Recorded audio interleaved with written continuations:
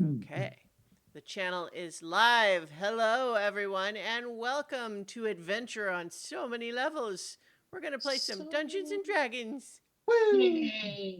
Many levels. I am Christiana Ellis, and I am the Dungeon Master for this game of Planescape Turn of Fortune's Wheel. Our players tonight, Jason Banks as Radius. Hi, I am the inaugural member of WA Wizards Against Hags. Mm. Wow. Nice. Also, Nobilis as Cuspid. Sama upon. David Archambault as Kneecap. Hello. Lee Burdett as Malleus. You're muted, Lee. Yes. Yes, I would like to join WA. What are the requirements? Do we get to blow stuff up? Yes. Specifically Hags, ideally. Yeah. Yeah. And Millie I'm not Katie picky. as Coracoid. Okay. Hopefully that got picked up. Uh, My other drumming attempts in La Paz hasn't worked. no, we didn't hear it. It didn't work. We saw you waving a little thing around. I have to find a musical instrument that this damn thing won't think is noise. Yeah. Eventually. It needs to make more sustained notes, I think. But in any case, our concerns are not with the technology of Zoom's noise reduction feature, but with the journey of a party of reality glitching adventurers known as the Skeleton Crew as they journey across the Outlands in search of the truth behind this strange glitch that is afflicting them, wherein they seemingly can die, but if they do, they are immediately replaced by an alternate version of themselves. And that seems to be accompanying fracturing and splintering of the broader reality at the same time. So, not ideal. Almost certainly bad in the long run. Convenient in the short term. Yeah. But in any case, when we last left our heroes, they had traveled to Excelsior, which is the gate town which contains the portal to Mount Celestia, the haven of lawful good energy. And there was some initial drama as Cuspid found themselves compelled to stare through this portal, suddenly finding themselves in a crisis of faith of sorts. There was some discussion, and they were eventually persuaded to remain with the party for now. But Felix, the young man who had been accompanying you until you were able to escort him back to Excelsior, did go ahead and pass on to Mount Celestia, as was his destiny. But then you all helped a hound archon who was investigating a case of people going missing in Excelsior and eventually discovered that a tiefling with a magical ability to lie real good had been capturing people in these magical iron flasks and selling them to a hag. Thus, some of this hag antipathy we are on display. This is not just this incident. There were previous incidents as well, but in any case, you stopped this scheme, you rescued the people that had gone missing, and you happened to keep one of those empty iron flasks. Why not? So, as we resume our adventure already in progress, the Skeleton Crew, because they're all named after bones, has decided to resume their journey across the Outlands. So I have you all on the Walking Castle map right now, but here, let me go ahead and put you back on the Outlands map. I think I'm the only one who's named after a bone that isn't common in the human body. I think that is true. Mm-hmm. but you know, we didn't set a rule about that or anything. So in any case, though, all of you are now at your, you know, you have returned to your walking castle. You have 2 gate towns left that you need to visit in order to complete the data set in your mosaic mimir. Once you do that, you believe that it will give you the information you need to track down Rome, this rogue Modron that you've been told is afflicted in a similar fashion as yourselves and might hold some answers. Yep. Also, remember Shemeshka, way back in Sigil, hired you, in theory, to hunt him down Yep. and bring him back. So that all happened too. But where would you like to go now? I guess the next place on the list is Automata. Yes. Automata and Rigus are the 2 remaining. I propose that we skip Automata and go to Regus first and then come back. Because we're going to have to come back to Automata after we finish this whole thing, if I remember correctly. So once we get everything described, we're going to have to come back to Automata anyway. So why not skip it and just stay there? What is your... Why do we need to go back to Automata after we've repaired the device? If I recall correctly, I thought that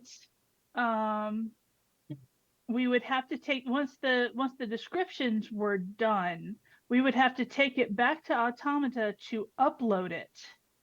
No, that is what the Great Modron March does. Is they march through all of the Outlands and then return to Automata. But something went wrong and they're gone and nobody knows what happened to them, and you think this one Modron is connected to it and you're trying to find him. Right. Returning to Automata after visiting everywhere else is what the Modrons were supposed to have done, but they didn't come back. Yeah. Okay. And if we theoretically, if we find Rome, we'll be able to figure out where the Great Motron March went and work to get them back. Yeah. Because it all seems connected to whatever's happening to you. Okay. Okay, so that was my misunderstanding. Yeah. Oh. So I think seems like smart idea would be just to go straight to Automata and get their information, see what shenanigans we can get finds us there, and Yeah. Out of character, it kind of sucks that Paul's not here to go to the place that basically embodies him. Well, Yeah. you could go to Rigus first just for that reason if you wanted. honestly, I think Yeah, that would be that's as good a reason. reason as any, to be As any. honest. Yeah. Indeed. Okay. So basically a little some odd voice in the back of our mind says Mhm. we should wait for your skip friend." Automata for now. Okay, so let's see. I think then as you're beginning your journey heading that way, the significant landmark that you're going to pass first is the River Ma'at. Yeah. Yes. So as you are on your journey in that direction, I don't know that this is one that you necessarily would have obviously chosen to research ahead of time, but as you are making your way there, you notice that boathouses float atop the gentle waters of this river, and gnome-operated paddle steamers chug along the river's length, ferrying travelers between realms. And you see silt houses rising from the river's flooded banks, marshy expanses, and so on. And it looks to be a delicate aquatic ecosystem that you are tromping through with your giant walking castle feet. I was about to say, can we like manage to plot a path that isn't going to actually trample everything, Oh, please? certainly. I think Thafir and Ledkaru, the Walking Castle, are certainly already inclined to avoid unnecessary damage resulting from giant Walking Castle footprints.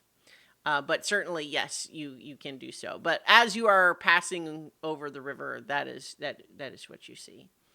And when seeing that it's so many gnomes, Kneecap is absolutely going to be at the rails, looking and looking and looking for Mm. Well, I think you're any about plan. 60 feet up. I don't know if it would be easy to distinguish individuals. I mean, you can be looking, but I think that would Yeah, be hard to honestly, see. yeah, he's just looking because it's you know, gnomes. Hmm. Yeah, it, Yeah. any Hmm. gnome could potentially be his sister. At Wow. least that's his logic. Well, Mhm. so is so you're out on like what, the promenade, probably like the little Yeah, little mezzanine Mhm. like platform. kind of What is everyone leaning else over the doing sides. as you're kind of making this journey? Definitely gonna be like, be, let's see, probably gonna start with researching like where Uh-huh. we're aiming to Or go like to. So, Rigas, and noticing on the map that probably our best path will take us around the Bestius Mm-hmm. or Yep. Thebestus. Mm-hmm. Um, The besties. the Besties. My Egyptian's not that great. Um, definitely interested in uh, like researching them as well.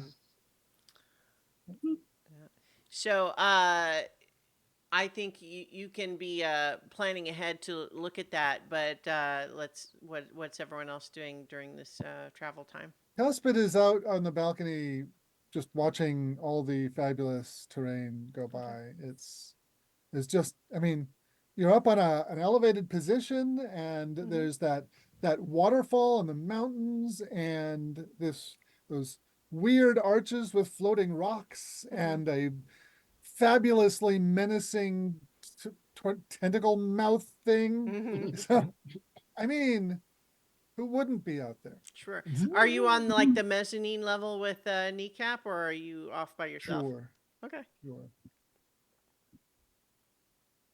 Malleus, Radius. Hmm. Radius is actually doing something he hasn't done in a while, and he's actually meditating slash praying. Oh. It's been a minute since he's done that. Are you up in the meditation room? Yes. All right. That seems like a good place for it. Hmm. Um, I don't honestly know what Malleus is doing. I'm kind of torn between him being on the mezzanine as well and him just being up in one of the rooms taking a nap. I mean, we can't be out there all the time, but Right. as far as, I you know, imagine daily activities. we're probably a couple of days into our journey at this point. Hmm. So certainly everyone will have had a long rest if you hadn't already done that on your character sheets. But um, so certainly Cuspid and Kneecap, who are out on at the railing watching everything go by, would be the first to notice as a cerulean dragon, no bigger than a husky, frantically flaps its wings as it barrels toward the walking castle. It nearly crashes and quickly tries to hide amid the structure's sculpted facade. Pursuing the dragon is a woman with wild gray hair streaked with crimson. She rides a flying red broom and wears matching red goggles. An oversized bird cage dangles from her broom. Um, but I have a let's see, I have a little handout. Although I feel like that handout is maybe like, is it spoilery to give that to you? You know Well, what? you can give it. Give it to us after. I'll give it to you after. So yes, you have a dragon wormling, very young, kind of blue-white in color. And so as so as this has happened, you see this woman on the broom, obviously in pursuit of this dragon. The dragon is trying to hide. Um, so Cuspid and Kneecap, the dragon spots the two of you down there and flies down and says, "Oh, if please excuse me, would you possibly be able to hide me? This woman's trying to chase me. She kidnapped me, and I'm trying to get home. Please hide me." Sure.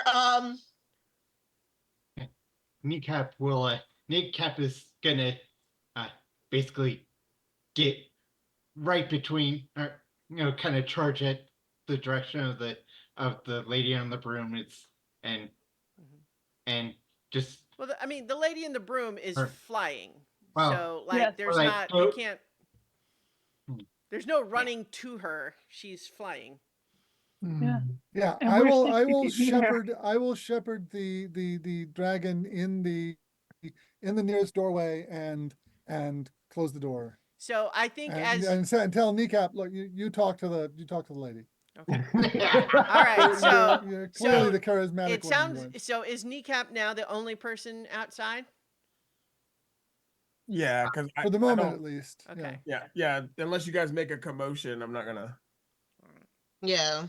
I think once the dragon is ensconced somewhere in the library, Oh, I'm gonna God. go and Which alert. means that's where I am. Right. Yeah. So I think that this is happening fast. This woman was Right, yeah. pursuing the dragon. It's not like she was like a great distance behind, and so she clearly Sure. saw the dragon fly to this walking castle. Yeah. So Kneecap, Oh, yeah. this woman, as I mentioned, wild gray hair, streaked with crimson. The broom is red. She's wearing matching red goggles with mirror lenses, like so you can't see her eyes at all. It's just like totally reflective. And she's got this dangling bird cage, and she lands right up on the railing next to you and just says, pardon me. I have lost my dragonling. I purchased it fair and square, and I would like it back, please. I saw you take it inside. Go away.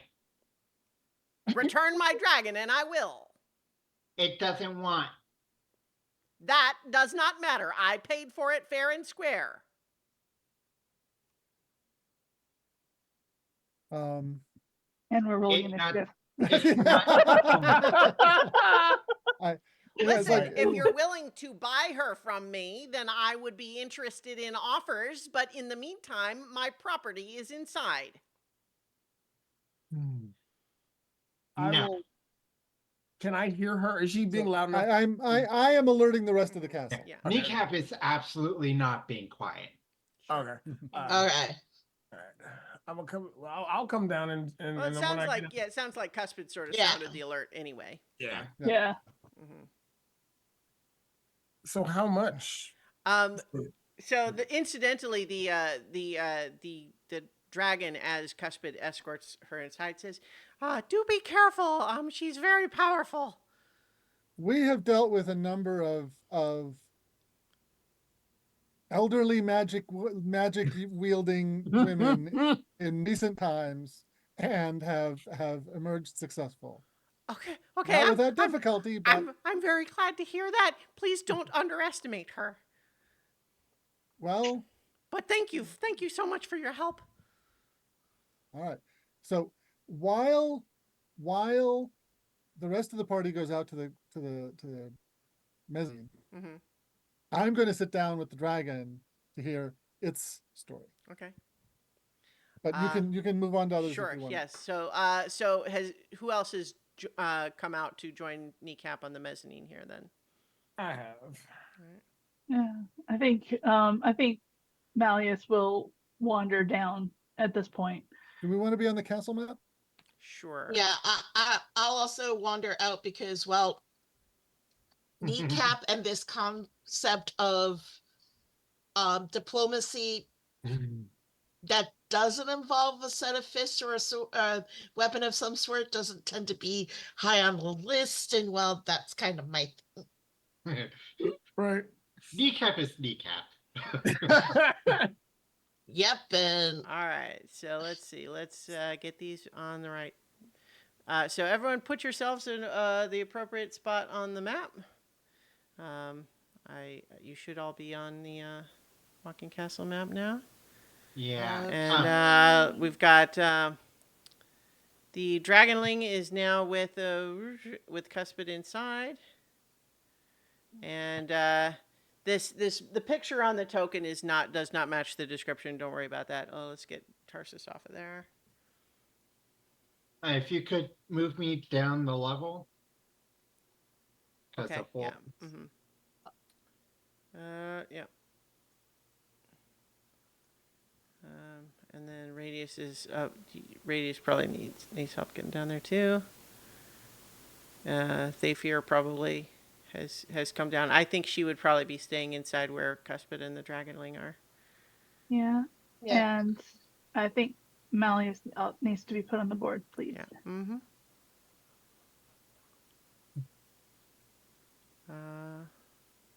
Yeah, last What? you were seen, at least in the castle, Yeah. you were in despair at the burning of the library.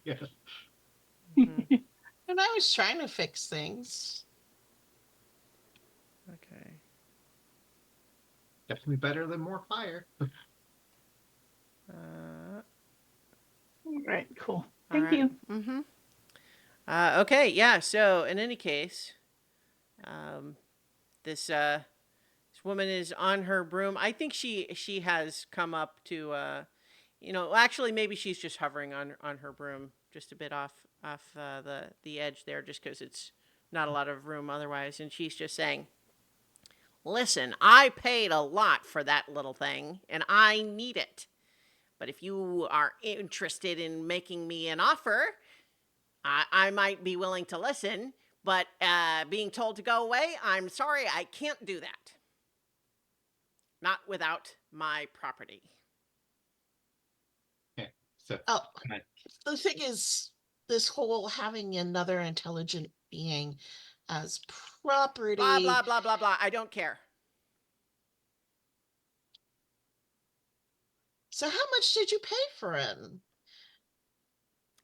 Well, it was somewhat of a barter, but I think unless we're talking about something on the order of, 80,000 gold, or if you happened to have a magical item of legendary status, that might be something that would catch my eye. And she's pointing at her goggles.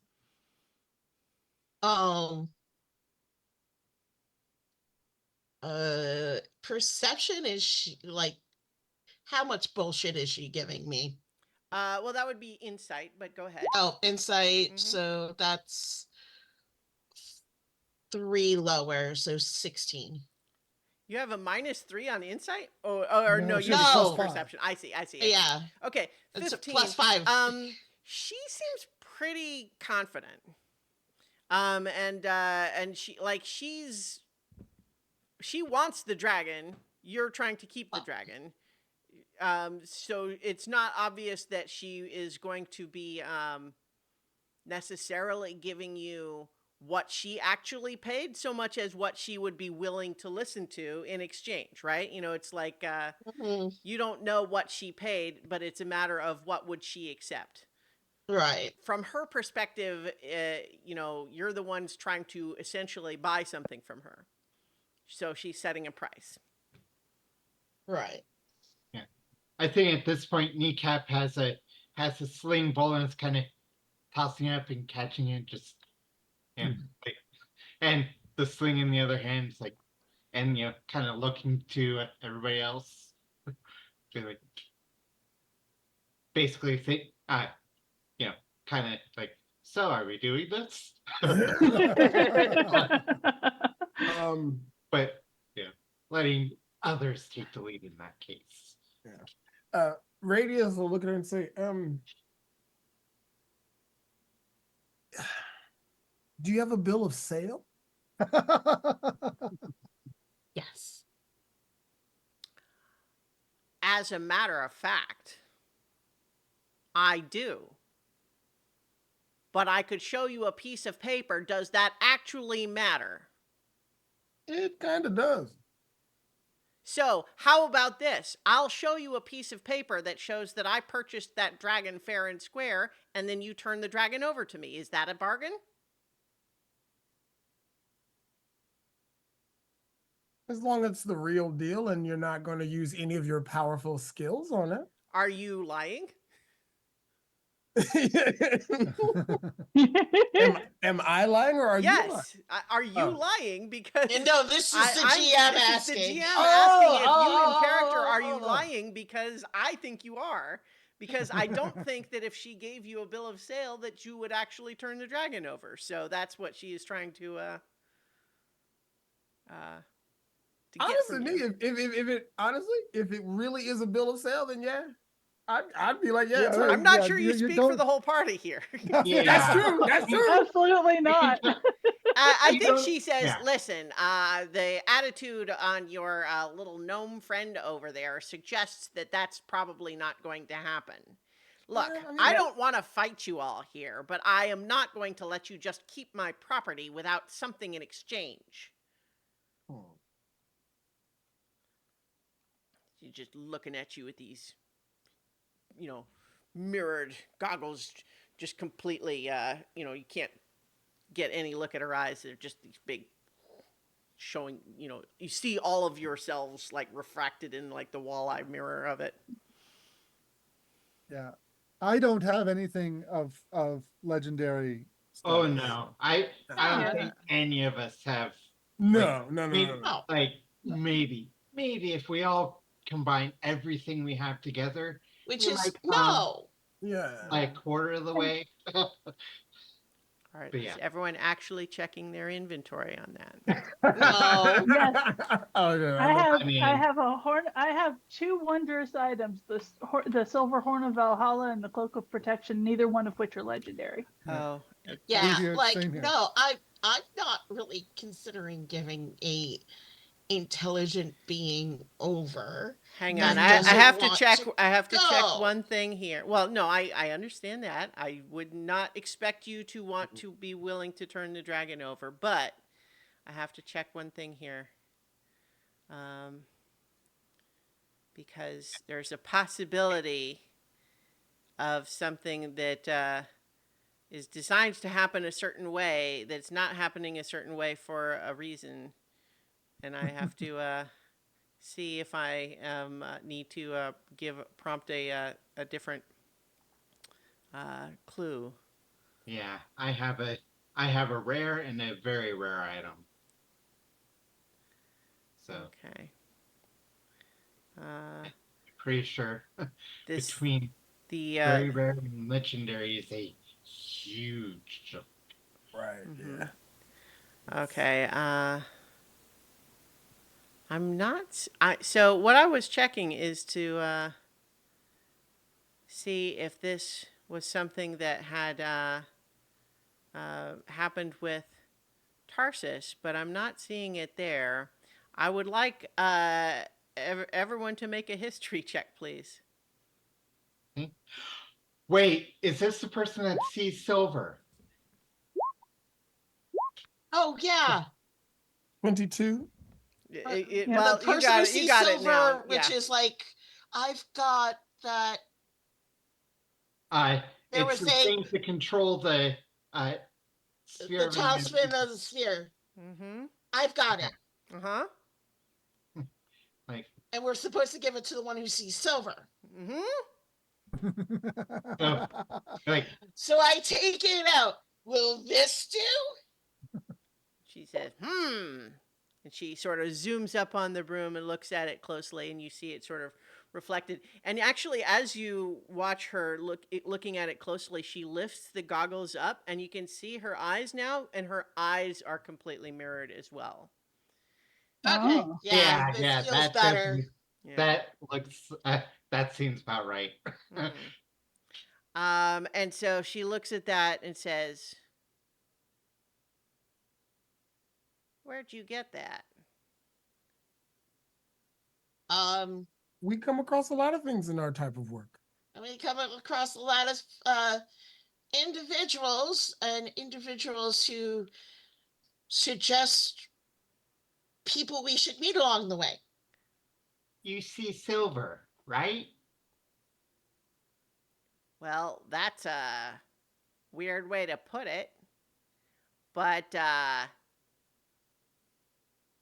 see right now something that might be worth a trade. You give me that amulet, you can keep the dragon. Is it a deal? I like that. Yep, that's a deal. That's, yeah, sure. She holds out her hand. I toss it because I'm not getting all that much closer to her. All right. Yeah. So she And she's like a distance away. It's not like if I no pulled she it out. she's she hovering. swooped right in up to look at it close. Oh, okay. Yeah. So her hand is like right there if you wanted. Okay, so drop into Yeah. her hand. She snatches it and it immediately sort of flies up about 15 feet away again, lowers her goggles, tucks the amulet into a little pouch and says, Good luck keeping that dragon. It tends to escape. And she flies off. That's why you don't purchase things, you witch. That's also why when everyone said, "Oh, I don't have anything that's legendary," Yeah, I was like, yeah. and there's I'd me forgotten. sitting here I mean, saying, like- "Yes, you do." Oh wow. Yeah. But Yeah. you got there. You got there. There was a little bit of prompting to think that there was something Yes. maybe to remember, but I was having Yeah. to make sure that it wasn't Tarsus that had it or something like that. Okay. That would have been inconvenient. So in the Mm-hmm. Yeah. meantime, inside. That is out of my equipment now. Yeah, so that's happening outside, and inside, Zathier has come down, and this dragon is with you, Cuspid, and she's kind of looking around and sort of, thank you so much. I just hope that you can find some way to make that lady go away, because she's really scary, and she caught me twice before, and I managed to get away again, but she's been after me. Why was she after you so much? You guys are still outside. Oh yeah. Yeah. Oh, that's right. You guys are still talking to her. It's Yes. like, Oh, don't worry. My friends are really competent. We'll do just fine. So Okay. tell me how it is you came to be captured in the first place. Well, Most of the dragons I know don't go in for that kind of thing. going for being captured? No. Yeah, we don't. No, Yeah, you're right about that. Dragons don't go in for being captured. Right. Yeah. So that's hang on. I'm trying to remember where's so basically I just it's not like it was on purpose. I was just, I was exploring. I was mean- trying to get a little bit more of a, sense of how far I could go, and I maybe went just a little too far, and all of a sudden there was a spell cast on me. These golden sort of bands of energy pulled me out of the sky and made me crash to the ground, and then there was just a bunch of these mercenaries that put me in a bag, and they were hunting me or something, I don't know, but they managed to capture me, and then they took me all the way to was it? I think it was. I'm trying to remember if it says where specifically they took her, but yeah. So and then they took me to this awful place, and then there was it's like this weird big market, and they were selling all sorts of things, and then that lady out there, Tricante is her name. She's an archmage, and she said she needed me for something. Well, Archmage, huh? That's Yeah. that's some pretty powerful stuff. I wonder- Yeah. She can But, cast I don't- time stop and everything. That would well, I don't hear any explosions, so far things are going well. So let's just say, for example, that my friends either negotiate or drive off or otherwise make it so that she doesn't actually want you anymore for whatever reason. I mean, that would be great. What would your plans be after that? Well, I mean, I just want to go home, but uh, we're this around here doesn't look like home, so I'm really not altogether sure where we are. So I don't really know how to get home, but Uh-huh. I was Well, tell once I you got what, out of the cage, I was flying around trying to see, and I couldn't, like, everything looks different. let me show you a place we have here in the castle that could be a temporary for you while we figure all that out. And I'm going to bring our mini dragon up to the room on the second floor Okay. that has the perch outside it and the little bedding and Oh yeah. the nesting that was obviously for some other flying creature at Mhm. some point that we have use for. Like, oh my God, this is so great. I've been living in a bird cage for the last 2 weeks. Well, we are not into uh, obligatory servitude. If you'd like to hang out with us for a while, you're welcome to. And this can be your place in the castle. And if we come across in our travels a place that looks like your home, you're welcome to leave at any time. Let me go talk to my friends and see how they're doing with the Okay. with the with the. What? By the way, with what's the... your name? Oh, my name is Cuspid. I'll introduce you to my friends once we've concluded with the lady out there. And I've noticed that we're kind of on the opposite side of the castle from all that. But I would definitely like lean out the window and see Yeah. I what's think going on. Yeah, I think as you look out the window at this point, you would be seeing Trikenta fly away, Okay. Like, oh, it looks like and things so concluded everyone else can be coming peacefully in for now. once.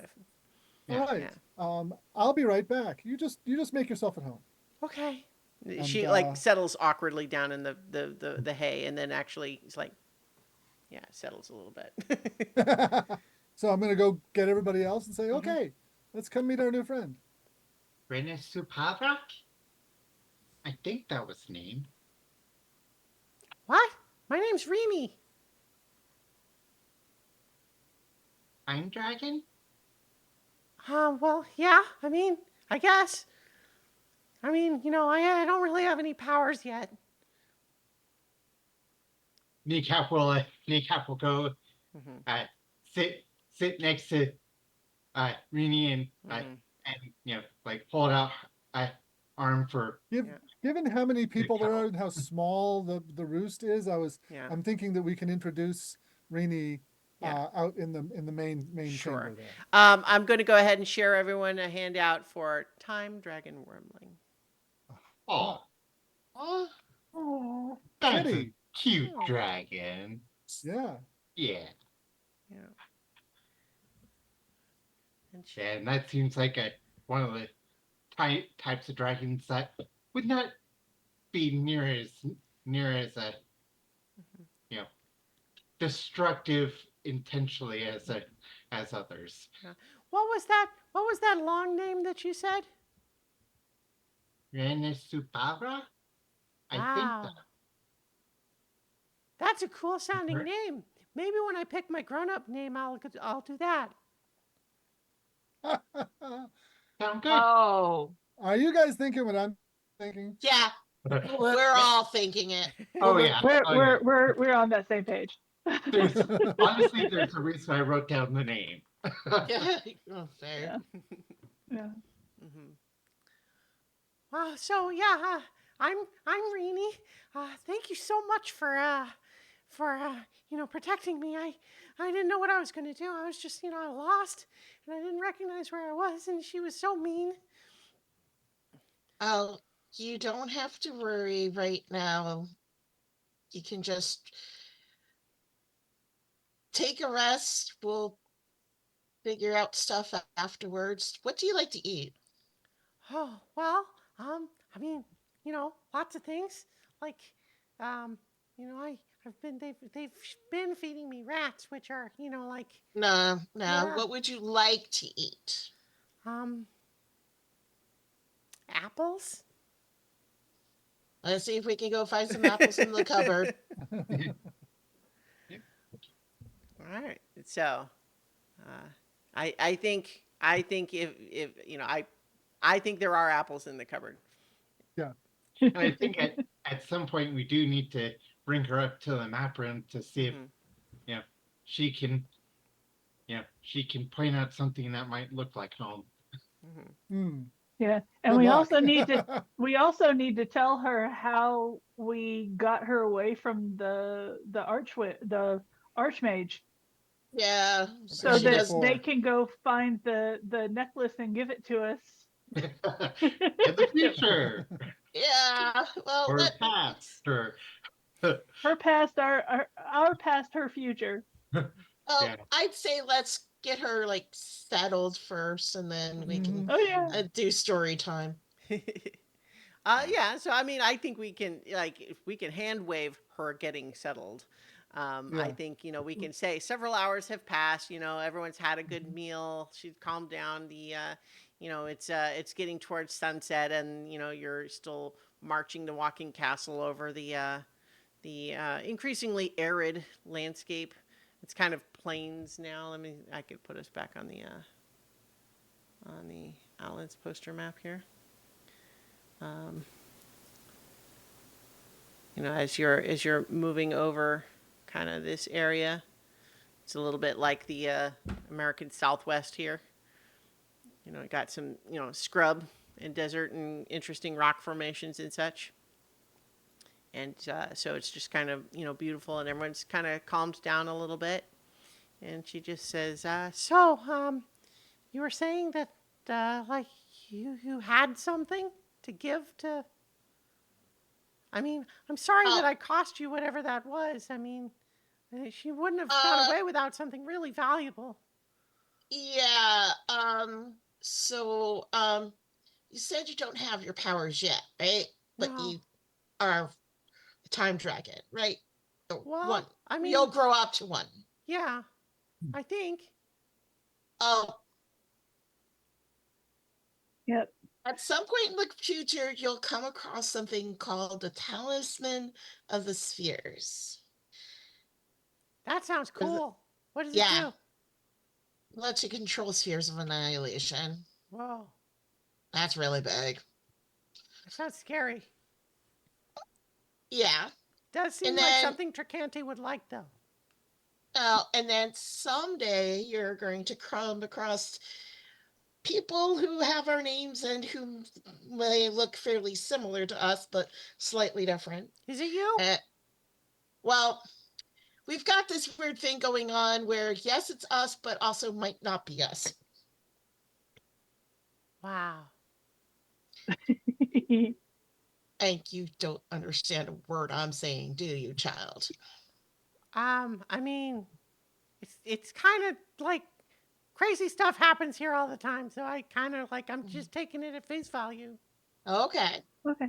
And then you're going to give us that talisman of the sphere with a description of her so that we know to give it to her. That seems pretty convenient. Yeah, you did a good job, kid. Now Well, want to see silver. Tricante sees silver because of her Yeah. eyes. Yeah. Yeah. So you're going to tell us that, and then we'll know to give it to her eventually. I guess that means I do get to grow up. Yes. Oh yeah. You were very impressive. Wow. Very scary, too. I was scary. Absolutely. To those of us who are like mortals and whatnot, a time dragon can be very scary. Like this? It holds up the wings and like bares her teeth, and it like she's the size of a dog. It's Yeah. that's a good start, but you're gonna need to practice. You'll have time to practice. Okay, I was probably Yeah. bigger, huh? Yeah. Yeah, much. Much bigger. Okay, that's Yeah. gonna take forever. Uh, you'll definitely manage it someday. Yep. Oh, okay. And we definitely Which have the is- time. Yep, it's how we met. We'll be over before you know it. So, what are you guys going? Like, what are you doing? Um, Can I say that during this, if Rini's okay with it, Kneecap will be snuggle up with her. I 'Cause that's- think I think she likes that. Yeah. Okay. She got her long neck set so that she's resting her chin on the top of your head. Yeah. so, well, I'm Cora Coyd, and you've already met Cuspid. You're snuggled up with Kneecap, and the rest of it all can introduce yourselves. And Radius bows and says, I'm Radius. You're the first dragon I've met in this incarnation of myself, I think. Oh, Well, right. I mean, so I am proud to be the first representative of dragonkind to you, and then does like a real awkward little dragon bow. Horrible.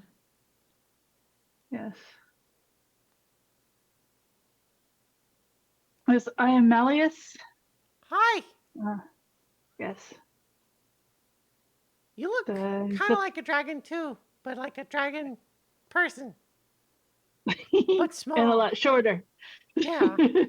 Oh, you're a kobold. I'm a kobold. I Yes, knew I it. am. Mm-hmm. Pleasure to meet you. But the honor is all mine. And Thayfir from across the room just says, I'm Thayfir. Oh, hi. You're cool. She says, I know. And she goes back upstairs.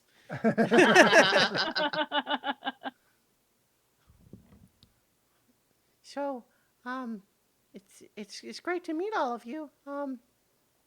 What like, where are you going? Where you said you're traveling? Where are you traveling to? Right now, we're going to Regis. I don't think that's a very nice place. No, but we've got business there. Yeah. Okay. Well, maybe I can, I can just stay here, maybe. Yeah. You're welcome to. Okay.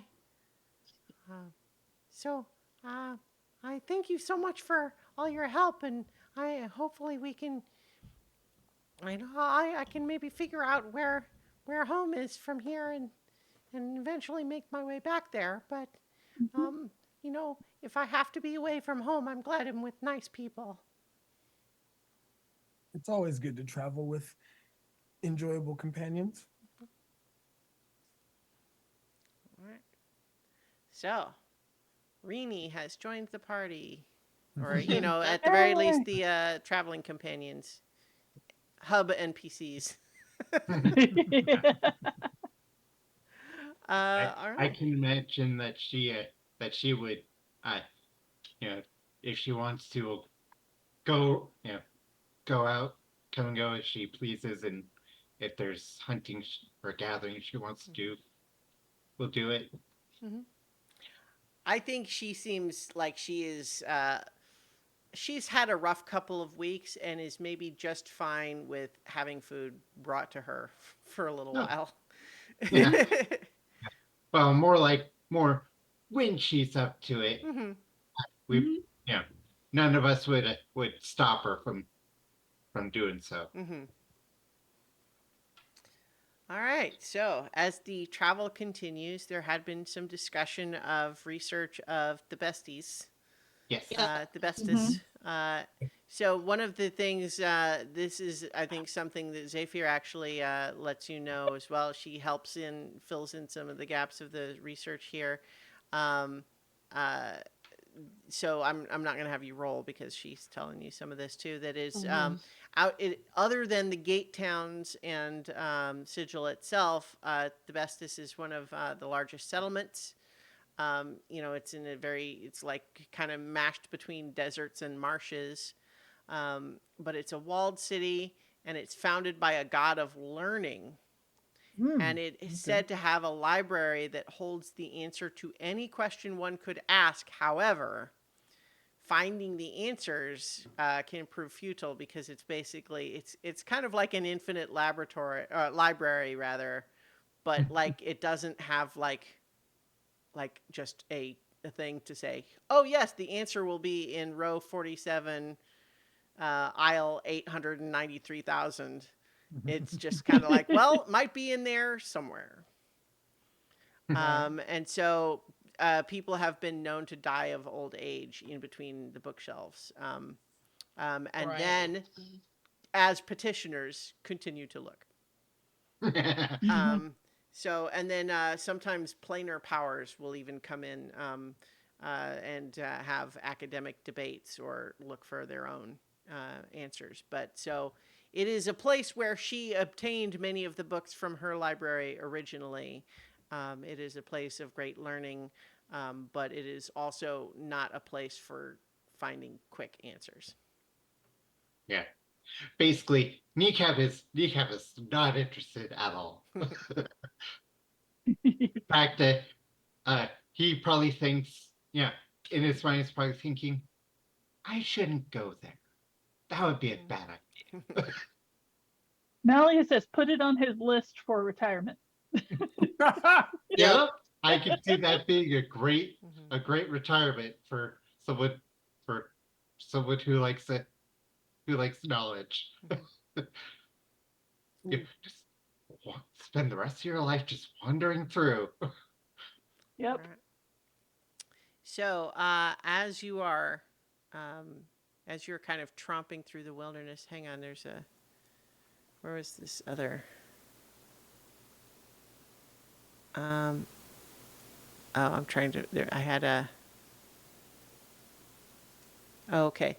So yes, as you are wandering through across these sort of desert scrublands here, um, uh, you are have people still maintaining a lookout. I'm sure Mhm. Oh still yeah. Oh like yeah. doing your Yeah. lookout.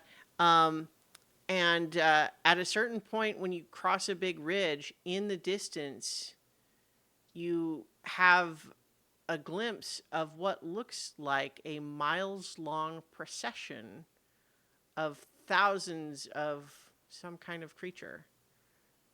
Oh, do you think that's the Modron March? Let's go take Could be. a better look. Yeah. Yeah. Let's get closer.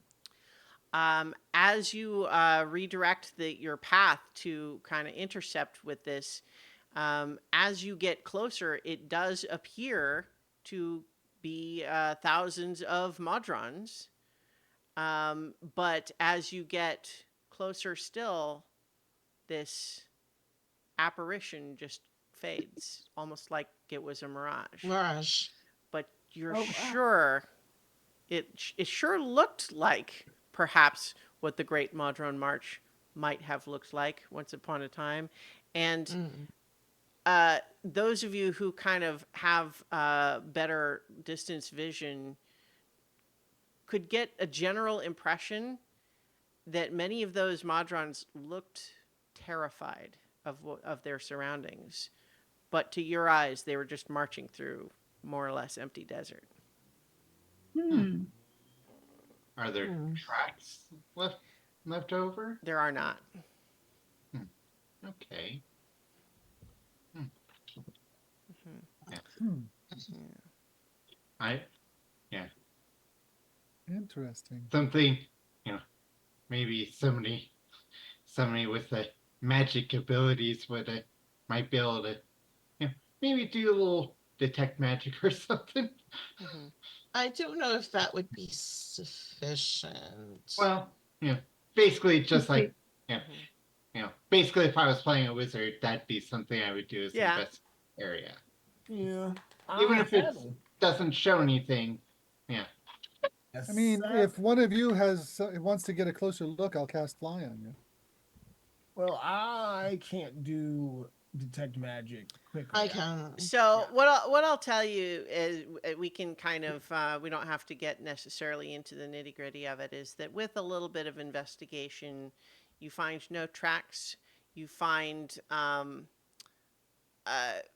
there is sort of a little bit of a lingering illusion energy, um, like there. You suspect that what you saw was always illusory, like Okay. like even when you were seeing them, they were not actually there.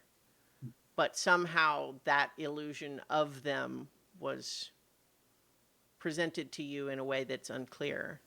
But you believe that like you were maybe seeing, who knows, maybe you were actually seeing where they are now, but only seeing the image of where they are now here instead of where they actually are. mhm. Hmm. Was there a direction, like a specific? Did it look like like they were heading to a specific area?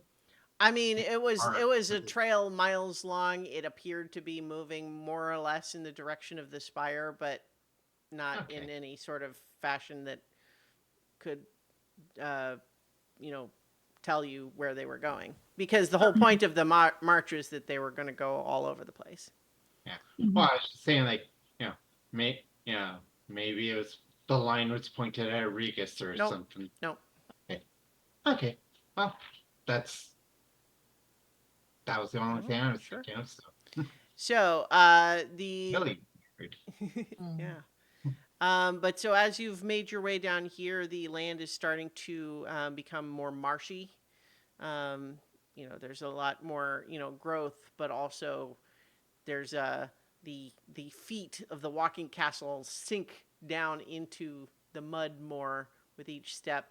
You don't think there's any danger of getting stuck, but there is now big squelches and squishes every time there's a step moving into this marsh.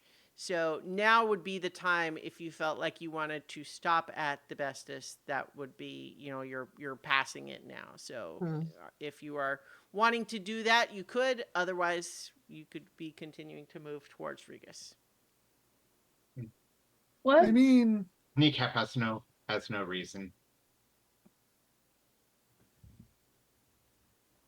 I mean, it's a I resource, but let's I don't have any burning exhaust. questions. Mhm. And Yeah, let's. it sounds like it's not a particularly well indexed library, unlike ours here. Yeah. Hmm. See, I think we need to expend all of our resources before we go off chasing wild hares in a massive library that doesn't have a card catalog. Yeah. Yeah. If we had some burning question that we thought, somebody might know there without spending eons, that that would be different. Mm-hmm. hmm I wonder have people made like basically smaller libraries of things they found from from the Great Library. That would be counterproductive to the aims of the Great Library, probably. hmm Mm. But yes, so in any case, sounds like the plan is to continue on towards Regis. So you kind of enter in this large mountain valley here. And I would imagine there's a plan to research Regis. Oh yes. Mm-hmm. Yeah. Indeed. Okay. So Yes. you are no longer rolling with advantage due to the damage, but you certainly can take the time and go ahead and make. I think you were making investigation checks before, correct? Yep. Mm-hmm. Yep. Yeah. I will give it a shot. You know what? Go ahead and roll with advantage too if you have people helping out. I think the idea Yeah. was Yeah. that one Yeah. character could do it before. Definitely helping. Yeah. Oh yeah. All right, natural 20. Oh, there you go. Oh, Nice. nice. Oh, Okay. Well, I'm gonna read from stuff, but I'm also going to share with you the you know The article. the article about it. Where is it? Where I've done these before. Supplemental. There we go. So this one actually is great to show anyway, because just right at the top of this article that I'm going to share to you has a great piece of art of Mhm. Rigus itself. So showing that and showing it on the stream here. Ooh. So Rigus connects to the infinite battlefield of Acheron. It is primarily, occupied by humanoids, ruled over by the crown generals, and it is a permanent military encampment linked to a plane of battle and bloodshed. And it's basically on a great big fortified hill with various tiers of it. As you can see in the artwork here, 8 octagonal iron walls, menacing and impenetrable, divide the town into 7 stacked rings festooned with banners of war. Advanced siege weapons are anchored to their angular battlements. Soldiers rise at the crack of dawn to the punctual call of brass horns, filling the gate town's tented circuits with the drum of marching boots and cadence calls sung by warriors honing their bodies for an unending war. So essentially, this is a place where everyone who lives there has a rank, right? And there's, if you are just a nobody, then you're a private. And then you would gradually work yourself up to become some kind of an officer potentially, and then the crown generals are at the very top, of course. And General Brog is one of them, who is kind of most in charge right now. He's a hobgoblin who is known for his crimson plate armor. But it's basically, that the gate is very protected because part of the whole thing of Acheron is that it's constantly, it's a never-ending battle, and so it needs to be guarded carefully. It's in a spacious hangar deep beneath the tiered hill, and so the access to it is basically there's a staircase that leads down to it, but it is very guarded, and it's like a mile long. And then there's a great big elevator that at the penultimate ring, which they can use to lower like whole military units down to go to the gate. And this is a thing where they're constantly just having incursions that they have to deal with. And so that is that's the broad strokes. Obviously, the little article I shared with you has more stuff, but everyone kind of lives in bunkers. There tends to be some kind of magical elements in the sense that everyone who lives there is like magically marked with what their rank and station is, and so there's sort of almost a magical enforcement of people who are at a higher rank, are more important and treated better and can order people of lower rank around. So I suggest that we might want to park the castle somewhat further away than usual, and that Yeah, something of this significance might very well be considered An asset. worthwhile to, yes, a military asset. So Mhm. Yeah. perhaps we don't want to approach quite as closely as we have elsewhere. Mhm. Indeed. yeah, makes sense. And I can imagine that Reedy and Zaith here can make sure that nobody makes it disappear this time. well, so Rini is not much of a fighter, No. I know, but but certainly, like, yes, yeah. yeah. I imagine even small as she is, she could pull up a decent roar. If Roar! if Is that scary? Yeah. Well, I'm do a- something. I mean, we've all heard a corgi bark, so. Corgis, the bark is, they have big dog barks. Yeah. Yep. Anyway, so I think as you are kind of moving towards the town, you note that the landscape here is kind of difficult tactically from what you were just Mhm. describing, because it is in a very defendable position up on a big hill overlooking the entire valley. And so basically, if you can see the city, they can see you. Yeah. Um, I imagine something that just, you know, walking a walking castle that gets within sight, mhm, stops and sets down. It's probably, yeah, they would probably see that as, mhm, okay, just a visitor. At least Maybe. likely. Maybe. We'll mhm, see. mhm. Probably more likely than one that tries to really approach. True.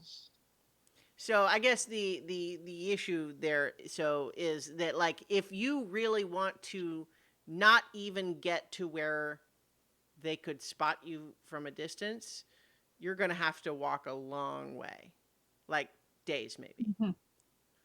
Mm. Yeah. Maybe Um, park the castle at the besties. oh, that's a But long way away. I that'd mean, be that would be probably over a week of travel by foot, Okay. Mm. which, I mean, you could do. I'm just letting you know that that's a I long way. know something, I don't think we need to go quite to that level. But the other thing is that if it's too far away, then it's that much further to get back to it if we run into trouble. Mhm. Right. So, maybe get like basically just within sight of it, you know, so that if someone, Sorry. you know, someone we at can have it belly crawl I, last 2 miles. well, Yeah. I'm thinking like where just like the highest watchtowers can see it, and we can just see the city. That'd be like I yeah, I and think I think part of it is part of it will be determined by just whether we see a presence from them in the wilderness surrounding it. I mean, you know, I'm not much of a military mind, but I know that, part of the security of a place would be just like having patrols patrols. like Yeah, around. Yeah. Mhm. but I So mean, if we like, see those, then I mean, any stealth is like, probably not gonna help us much. or like Um, stop if we either stop at first sight of the city or stop at the first sign of patrol, because like patrols probably if they're on foot, they have to be within a certain I distance to mean, be useful. yeah. See, the one thing we're lacking is how much influence they have in the terrain around them. Most of the cities we've seen so far are very local. They don't have a big sprawling presence. They don't dominate large areas, the landscape around them. So Hmm. I would expect this probably doesn't either. But I mean, military stuff is different that way. So who knows? What do you And think? I I mean, like, basically it's like, I if we if we don't approach really close, you know you know we they probably wouldn't see us as a challenge, and I imagine they would probably understand that, you know basically it'd be more resources to go and get the castle if it's out further uh than Right. if it Yeah, approaches. Yeah. and So Dayfair says, if necessary, we could approach until we have some sign that we are too close, and then we could drop you off and move the castle back. But as Mhm. you mentioned, that does still leave the problem of when you need to return to the castle. Yeah.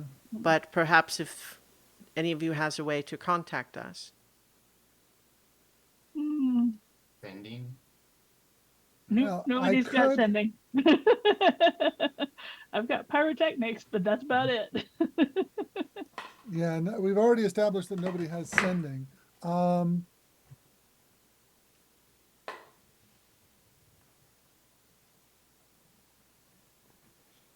I was thinking the owl that I have could be used to carry a message, but I'm not sure how far away that could go.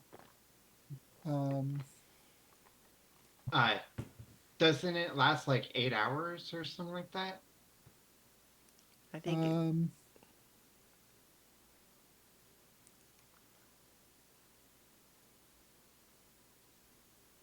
8 hours, yeah, yeah. So that's Probably and the less bird than that it 2. becomes is fairly fast with a 60-foot movement. So basically, it could go as far as twice as far as someone could hike in a day. Right. Yeah. So We could use that as the emergency button if we have to, and then just hide out until we get picked up if things go that sideways. Yeah. yeah. Or, All it's right. like send That's it that's on probably the right. best communication method we have at this point. Hmm. Right. Um, Actually, wait a I imagine, communicating with that owl would be no issue since you're summoning it. no, this would be, summon the owl, put a message on it, and send it off, and then it's gone. Well, I'm thinking more like go go to Zathier's castle or that kind of thing, Right. and they Yes. no issue. Okay. Okay. Yeah, that sounds like a good idea. So I think, yeah, well, we're gonna approach until we start seeing evidence of patrols, and barring that, something like 20 miles away. so. We're not marking distance in a very specific way, but I think as you are starting to enter this valley, it describes a flat. The text here says a flat, dusty plain, but I guess that's not really where you're actually coming from on the map, but that's okay. From across this wooded valley rises a 7-tiered hill girded by ring after ring of iron battlements. Towers and siege engines bristle across these rising walls, and even from a distance you can make out regimented patrols of armored figures. Simple structures and homes squeeze between the town's daunting fortifications. Your Mimir chimes as you draw closer, its glowing eyes pulsing in time with a distant drumbeat. Oh boy. Yeah. Um, and as the as you're getting a little bit closer, at some point you realize you hear on the wind blaring horns suddenly start to call, and you see all of the gates, these great big gates, start to close, and there's horns blowing. Yeah, I think that might be that. That seems to me like a sign that we're a bit close. We're Mhm. close enough. Yeah. After a minute or two, a human soldier wearing rust red plate armor flies through the air. Under his control, he seems to be under the effect of a fly spell of some kind. Comes to a halt, hovering several dozen feet away from the walking castle, and says, I am Corporal Piang Shu, representative of the Crown Generals of Rigus. Declare yourselves and remove your war machine beyond sights of Rigus's highest tower. Otherwise, we will defend ourselves with full martial force. Oh, your idea was probably a good one there, Kneecap. Hmm. Well, first of all, we're a group of adventurers. We can move our um castle out of further away to not argue with anyone. We are on a mission of our own. To do research on the gates, and we would like to go through the appropriate channels to request that access. Make a persuasion check. Persuasion.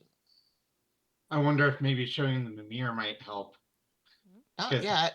That's This- obviously Alright, a, okay. well, you got This it. guy is not. I got an 18. This guy's probably not going to be able to recognize what it is anyway. Yeah. So, well, within 18, he kind of surveys you. He looks at whoever's out there on the balcony, and he's seeing, you know, a machine that is certainly capable of being used in war, but he does not get an impending attack a sense from you, and he says, "Very well, you must withdraw your castle, but you will be permitted to debark the castle now and walk the rest of the way if that is your choice. The castle must withdraw beyond," and he kind of points to basically the spot where it would no longer be visible from the highest tower. Okay. Mhm. yeah. We'll do that. I And so- imagine someone will call up to Zather, say as much, and then Mhm. we'll get off. And I will return to the town now to convey your message, and then we'll be back to escort you on the rest of your journey to the town. Mhm. All right. Acknowledged. He flies off. It's all about having the right words for the right situation. Mm-hmm. So, as you do you have the castle settle down to let you all off? Yeah. Yep. Yep. Okay. And Thafir is certainly, you know, willing to, you know, have the castle come and move back around. So the castle is remaining, you know, basically up right around here, like around the bend there. But you are all gonna begin your journey. This soldier comes back and hovers for a while as he's accompanying you, but then eventually does need to settle back down and walk. And I think on the, you know, you've got a couple of hours of walking even from here, but Yeah. you're certainly approaching. And I think that this Corporal Shu is not especially chatty. I You will know? go through at least the formalities of it, like, so that he can introduce us to his commanding officers appropriately. Mhm. At least giving my name and if someone doesn't ask give, if there's any other information he requires before um, meeting with appropriate officials. Before entering the town, you will need to submit yourselves to questioning as per the standard entry protocols. It is not my position to do that interrogation for you. Okay. No, just You will be Do you- given a badge at the completion of this entry protocol. You must wear it at all times. understood. And so I think, you know, he answers questions in a you know, succinct way when asked, but mostly is just like he seems All like business. he's doing a job here. He's on duty. Yep. and yeah, Kneecap is basically going to be like, not going to speak unless spoken to, or yeah. Yeah. So as you are getting closer, you see soldiers wearing plate armor stopping those attempting to enter the gate down. When soldiers are waved through with a few, while soldiers are waved through with a few words, others undergo more rigorous questioning. Most are given some sort of badge and move on, while a few others are brusquely escorted away. And they indicate to you with clear, commanding gestures that you are to be each questioned separately. Okay. You're watching though people in line to go through this process, and it doesn't seem like something that takes hours, but it's Okay. this is customs basically. Mhm. but with soldiers in plate armor. Yes. Next Right. to it, at the So in any case, let's see. So I'm gonna I think there's only a few questions, so I think we are just gonna go through and have each person. You are separate, so I want you to just think about how your character is answering these questions. Mhm. Right. All right. So let's roll for initiative to see what we're doing. I sup-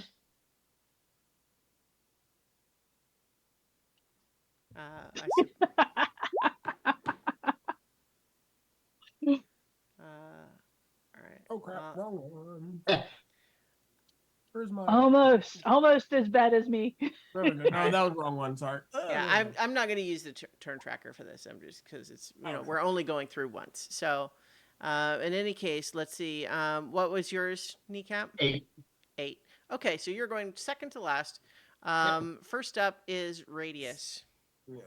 So, Radius, you are shuffled over to one particular line and sort of checkpoint, and this knight looks to you, gives you kind of the once over, says, "Have you come to join the army of Rigus or proceed on to wars in Acheron? No. What is your business in Rigus?" We are adventurers, and we need to. We are on a mission. Can you clarify your mission?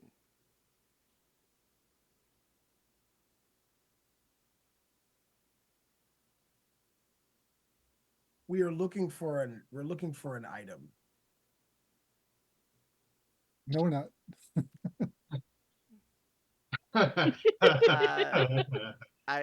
We don't want our stories to mismatch. He between basically us. he just raises his eyebrow at you because he said, "Can you clarify?" And you said, "Looking for an item."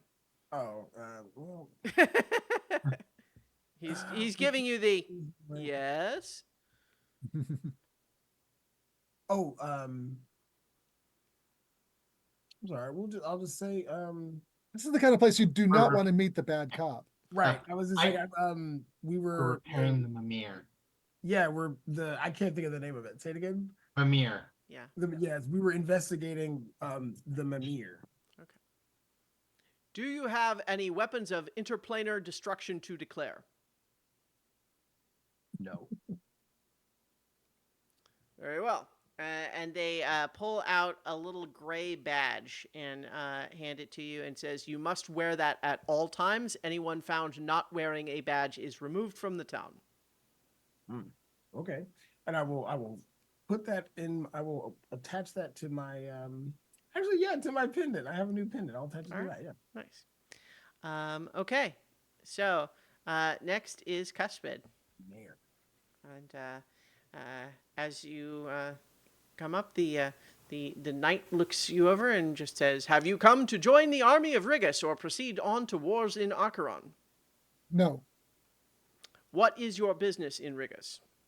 We seek to visit the gate to Acheron in order to repair our Mimir, which we need for further business outside the city. Do you have any weapons of interplanar destruction to declare?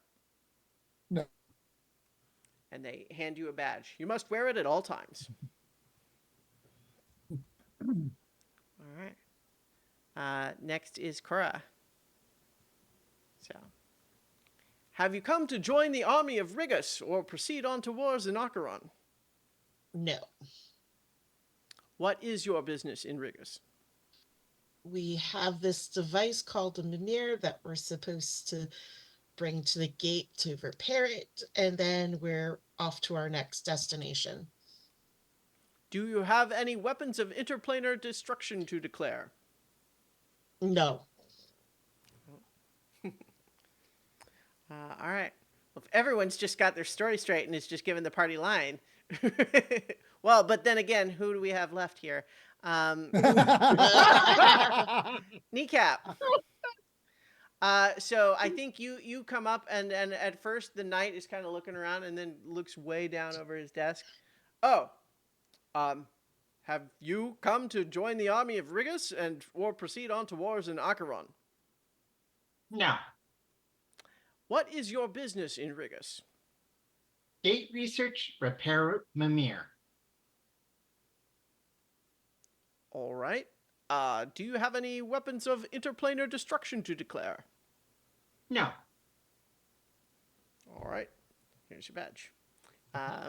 He pins it to it.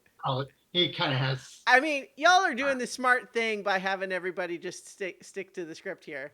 But it also makes it less interesting to go through the questions for everyone individually. Right. We might as well do it with Malleus, though. We've done it for everyone else. So, Malleus, you also get the looking way down over the desk treatment.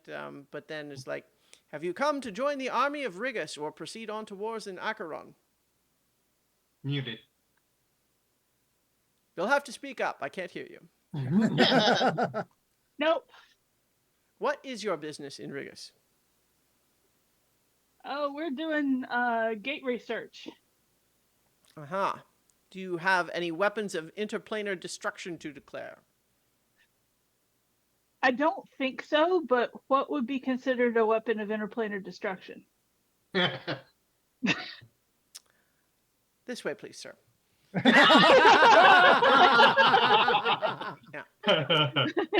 Although she saw that coming. Yeah. You just got your self-selected for additional. Yeah. So all 4 of you find yourselves waved on through, given nifty little gray badges. You watch as Malleus is being escorted off to some other room. He waves happily at you as you go. So what are the rest of you doing in the meantime as you are escorted into the city but without Malleus? Let's wait for him. Let's wait. Because who knows what trouble we're gonna have to deal with. Well, you could always go on because Cusp is the one with the Mimir right now. Yeah, we could. No. How long will it take us to get to the gate? You have to basically make your way up to the top of the highest district is where the access is. Yeah, and each successive ring is going to be higher security. So yeah, and we- not only there that, could but be it looks difficulties like it's a along mile walk, even if nothing else happens. Well, Yeah, I'm not inclined to abandon Malleus at this point. Right.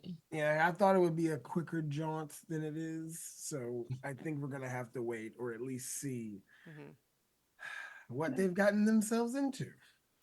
I think that one of the knights one of the soldiers on guard sees you having this discussion and just says, "The waiting area is over there," and points to there's a spot just against this iron wall way out in the open where there's just like 6 really sad looking wooden chairs just placed against the wall.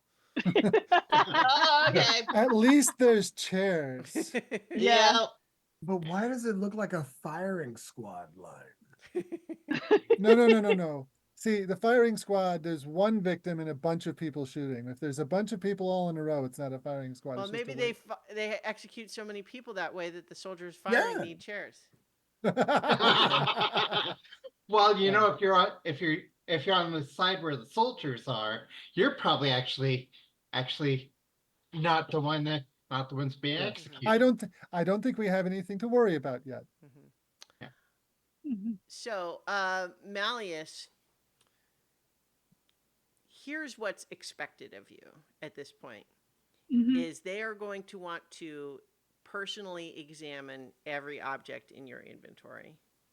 Okay. This will take several hours. They will ask you exhaustive questions about each of them.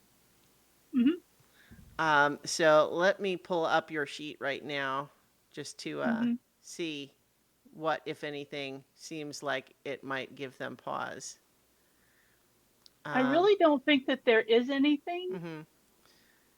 I was just wondering what would count as. No, I know. I mean, I'm not Yeah. really trying to make this trouble for you. But it is just like, you know, This is what would happen. Yeah. I mean, it's like if you were going through airport security and you said, "What do you mean by bomb?" Yeah. Yeah. Right? Like Yeah. that's, And admittedly, he did do this kind of on purpose. yes. All right. So I think you See, do now he have. gets to show off all the cool gadgets Mhm. that he's got. So certainly so right now I guess we did establish that Cuspid is currently holding the Mimir. Is that still Mhm. true? Yes. Okay. So you've got that Horn of Valhalla, which they certainly Mhm. examine, and I think they have for both that and your Cloak of Protection, they have someone come in and cast Identify on them. Mhm. Your arcane firearm, is that's something that you have a focus that you use for that, right? Yeah, that is my magic focus. Okay. I think they ask you how that works and they want you to demonstrate it. Okay. Not like I think you get the impression clearly here. This is not target practice. They're not setting something up for you to shoot, but they want to see how it works and what it does. Okay. So, you are just cooperative in Yeah. following all their instructions. Oh yeah. Okay. Yeah, it's Three. he's being a little shit, not Mm-hmm. being not he's Yeah. not trying to be obstructive. He's just being a Sure. little shit. They But what we're- they do the thing with your bag of holding where they turn it inside out to make everything come out. Uh-huh. And they certainly look at this 1 foot long whirlworm fang. So where'd you get this? Oh yeah, that was a fight over in hold on, let me check my notes super quick. Glorium. There was a whirlworm incursion and we fought, and that Yeah. was one of the things that I won Mm-hmm. as defending Glorium. What about this? And they hold up the iron flask bottle. Oh, you're the one who had that. Yeah, I'm the one who Great. had Oh, that's so perfect.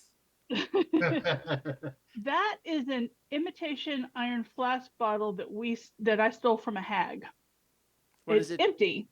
What It's is it? empty, but it can capture an individual and hold them in stasis within the bottle.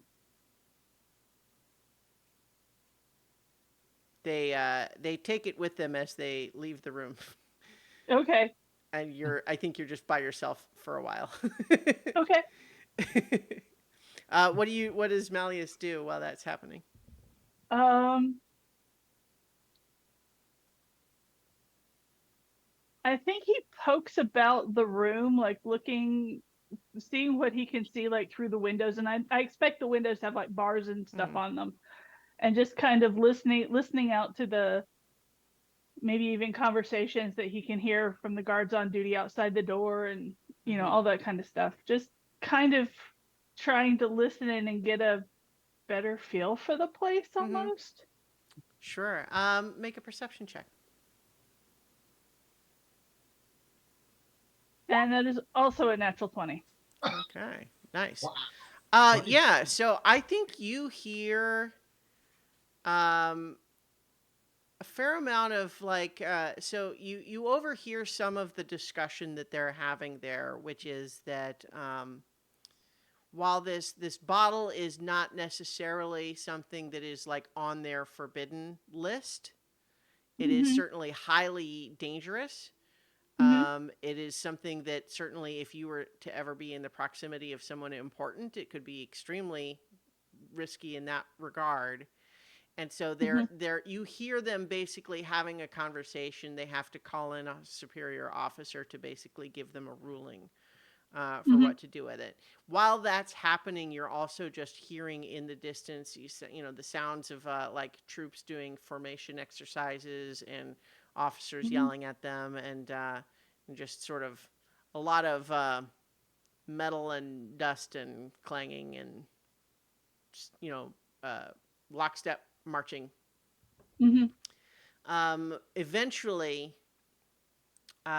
you lose track of the conversation as they move further away, but after not too long, they come back and the bottle has like there's like a harness that they've made for it that has a lock on it that looks Okay. magical, and they say, "We are not confiscating this. but we cannot permit you to use it within the borders of Rigus. If this Mhm. lock is tampered with, we will be notified automatically. If Mhm. you are willing to let it remain locked for the duration of your stay, we will unlock it for you on your way out of the city. All right. That seems fair to me. He's bonded. Yep, basically. I And they do kind of, there's a moment where they just, you're being so like polite and compliant. There's a moment I think where they kind of say, do we need to discuss the severity of the response should you tamper with the lock?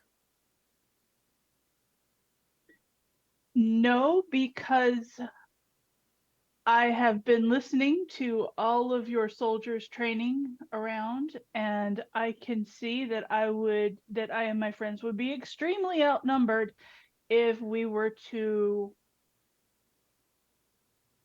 otherwise inconvenience your forces. So I will be on my best behavior, Mm-hmm.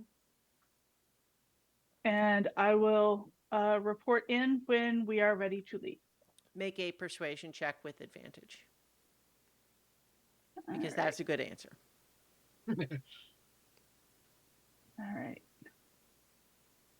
All right.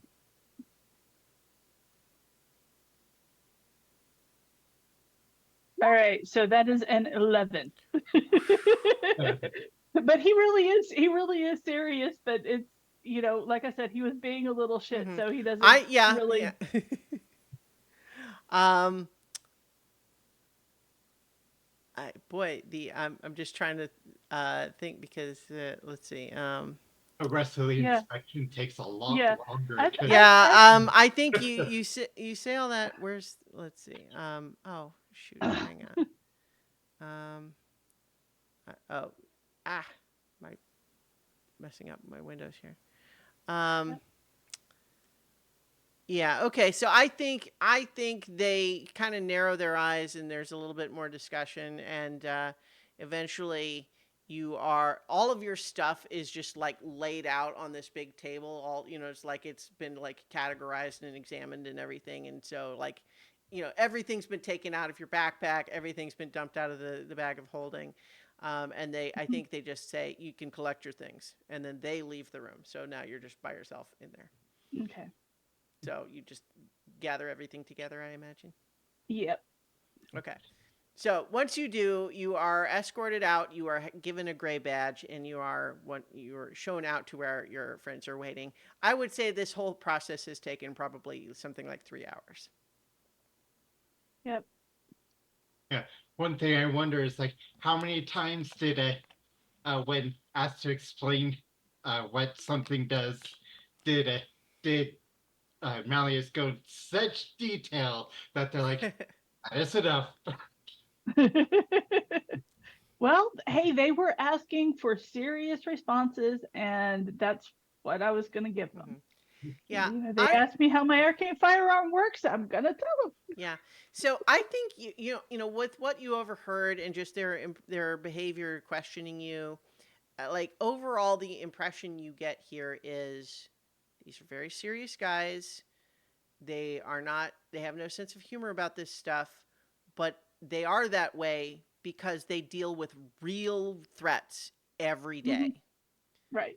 So you would gather that when they go through this process, like they find stuff. This Mhm. is not like airport security where, 99.999% of the people who go through are just travelers, right? Right. They are dealing with threats and finding threats and dealing with threats every day, and so they're Mhm. taking it very seriously. But Mhm. certainly, you gave the right answers once you got through that initial bit. What? Yeah. So, Like, yes, all of you now have your gray badges. I think it's towards the end of what would be a long day. I'm not like forcing you to like do forced march right now or anything, but I think it's getting into the evening at this point. Mhm. So Yeah. let's go find a they inn of some sort. There's got to be some sort of or probably a barracks of a barracks for travelers. Mhm. Like I can imagine that just having like you know two extra dimensional spaces they would have issues with. Mhm. Just the problems that could happen if you put one put those two together, one inside the other. They'd probably be like, no, Mm. you can have one or the other, not both. So do you look for like an inn or a tavern rather than trying to find the gate right away? I I think mean, Up to you guys. we've been hiking for a while Mm-hmm. and had to wait for Mhm. Malleus. So yes, I think Yep. someplace to rest would be a good idea. Sure. Yep. Um. Well, s- Mm. Uh. I was just going to tell them about the legitimate concern Mm-hmm. about the bottle. Yeah. Okay. So I think that you ask around a little bit and are directed that most of the town's residents live in the bunkers, which are these, it's an underground complex of barracks and mess halls, and everyone's kind of got their assigned place. There's not actually a lot of inns and taverns here. However, there is one on the surface that is where most, short-term visitors would stay, and it's called the Broken Slate. Yeah. And what you realize once you are directed there is that the little sign for it, like the broken slate itself, seems to be one of the gray badges you have broken in half. Is the image? Mhm, Oh, Yep, wow. mhm, that is exactly what I expected. Yeah. mhm. So it is it is a pretty I don't want to I'm not wanting to say Spartan. Spartan, but it is basically, it's yeah. there's not a lot of Spare. comfort here. It is, you are paying for cots in bare rooms basically. And there's communal. Utilitarian. Yes, exactly. Austere might be a good Austere, word. there you go. I I And I I, I word person. I do good yeah. that words. There is kind of like a cantina associated with it that is Mhm, not raucous by the standards of anywhere else, but does seem to be a place that people can blow off steam a little bit, and you can buy alcohol and get mhm. some kinds of food and everything. But it is, again, this is not a tourist spot. This Yeah. is this is like, what, you mean you don't have a barrack assignment? Ugh, fine, I guess you can stay there. Right? That's what this place is. Yeah. Yeah.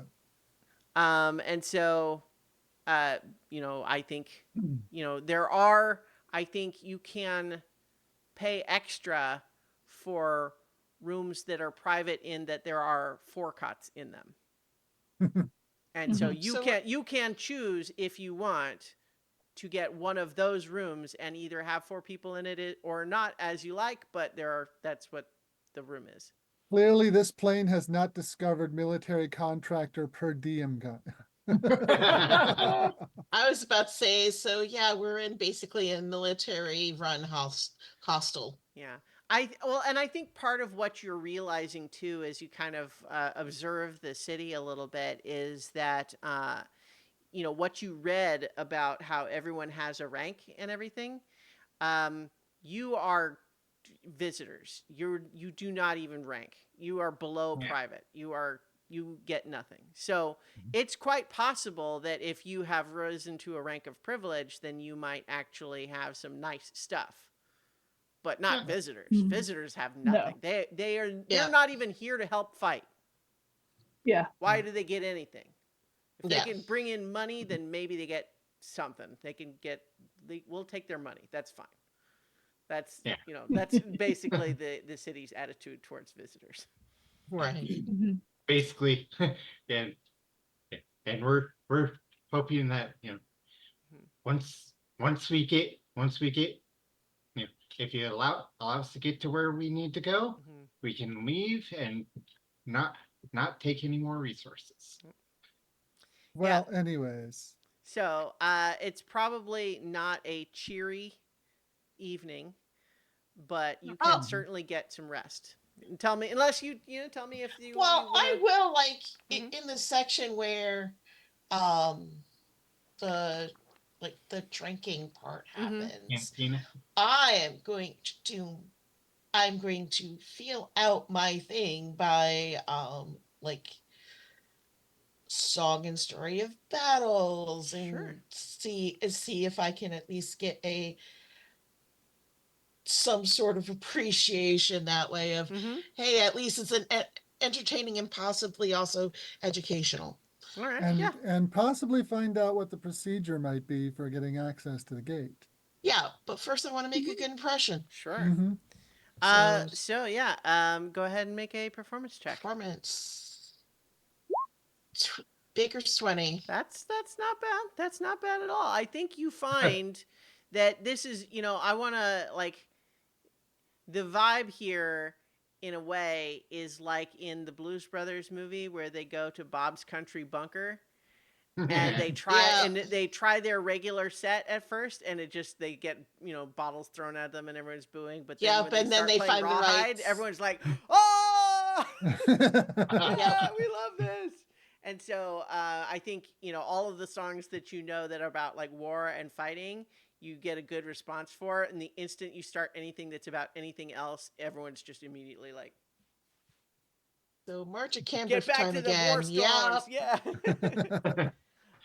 Yes, but it Hey, seems like there you do. wasn't bagpipes your thing? Yeah. Yeah. Well, the thing is, it's like first start off with some of the songs, and at one point, yeah, I will bring out the bagpipes to see if they like war chants.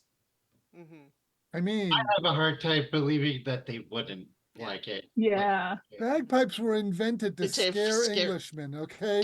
I mean, Yeah, but I'm So, not going to presume that they actually will like it. mhm. But I will try them at one point. Yeah. Yes. So, in any case, I think as you are, you're having a pretty good response for the evening. I think that you get less coin in terms of tip and more like people offering to buy you a drink. I'm I'm not even so much looking for a coin or anything. It's Mhm. like sure, buy me a drink if you want. And if there's someone who seems to be like responsive to the music and a higher rank than some of the others, I'll take that drink offer and Sure. ask Yeah. questions about procedure and such. There's no one terribly high who comes No, here, but but yeah, certainly you get like a corporal maybe. yeah. But yeah, so is everyone else like trying to look for gossip and stuff too, or yes, they're definitely going to um, see what there is to hear. okay? More, I'm not like pursuing particular questions. I'm more like, is there anything unusual going on that Mhm. might be something we need to keep an eye out for? But I'm Okay. not actually like probing for that. I'm just keeping my ear out and Sure, sure. Yeah. generally just being Okay. Well, so I think friendly. everyone who's just sort of casually listening Mm-hmm. is going to get a general impression of the city is kind of even maybe more than usual feeling a little bit under assault. Like they're used to incursions coming through the gate that have to be fought off, but it sounds like the last several have been not going well, meaning they're eventually repelled, but costing a lot more. They taking a lot more, doing a lot more damage along the So way. this fortress is as much faced inward as it is outward. Absolutely, yes. Interesting. Because on the Yeah. other side of the gate is Acheron, where it's a whole plane of never-ending battle. Mhm. Right. Right. So yes, I'm just realizing my little. There we go. Oh yeah, sorry. Anyway, sorry, I'm distracted by the Twitch chat because there's a person in there that I wasn't being able to see the window. Hello, Resonant Moon, if you're still there. Anyway, sorry, distracted. Yes, so yes, they're getting attacks through the gate recently that have been doing more damage than before, and everyone's feeling a little bit like, why is it getting worse? They're a little bit uncertain, a little bit scared. Like some of them are like, oh, I'm sure the crown generals have got it under control. And some of them are saying, maybe we're just like drawing them out to, to deplete their resources. But then others are kind of like a little bit saying like, why, what's going on? Why are they getting farther? Why are they doing more damage? What's happening? Um, And so, especially after that good performance, Cora, are you trying to persuade someone to talk a little more? Yeah. Okay. Go ahead and make a persuasion check, and tell us what's your line of inquiry. So I basically, look, we're on this research job to investigate the gates, and like, what would be the procedure to get access? We have to like get next to the gate, do some recording,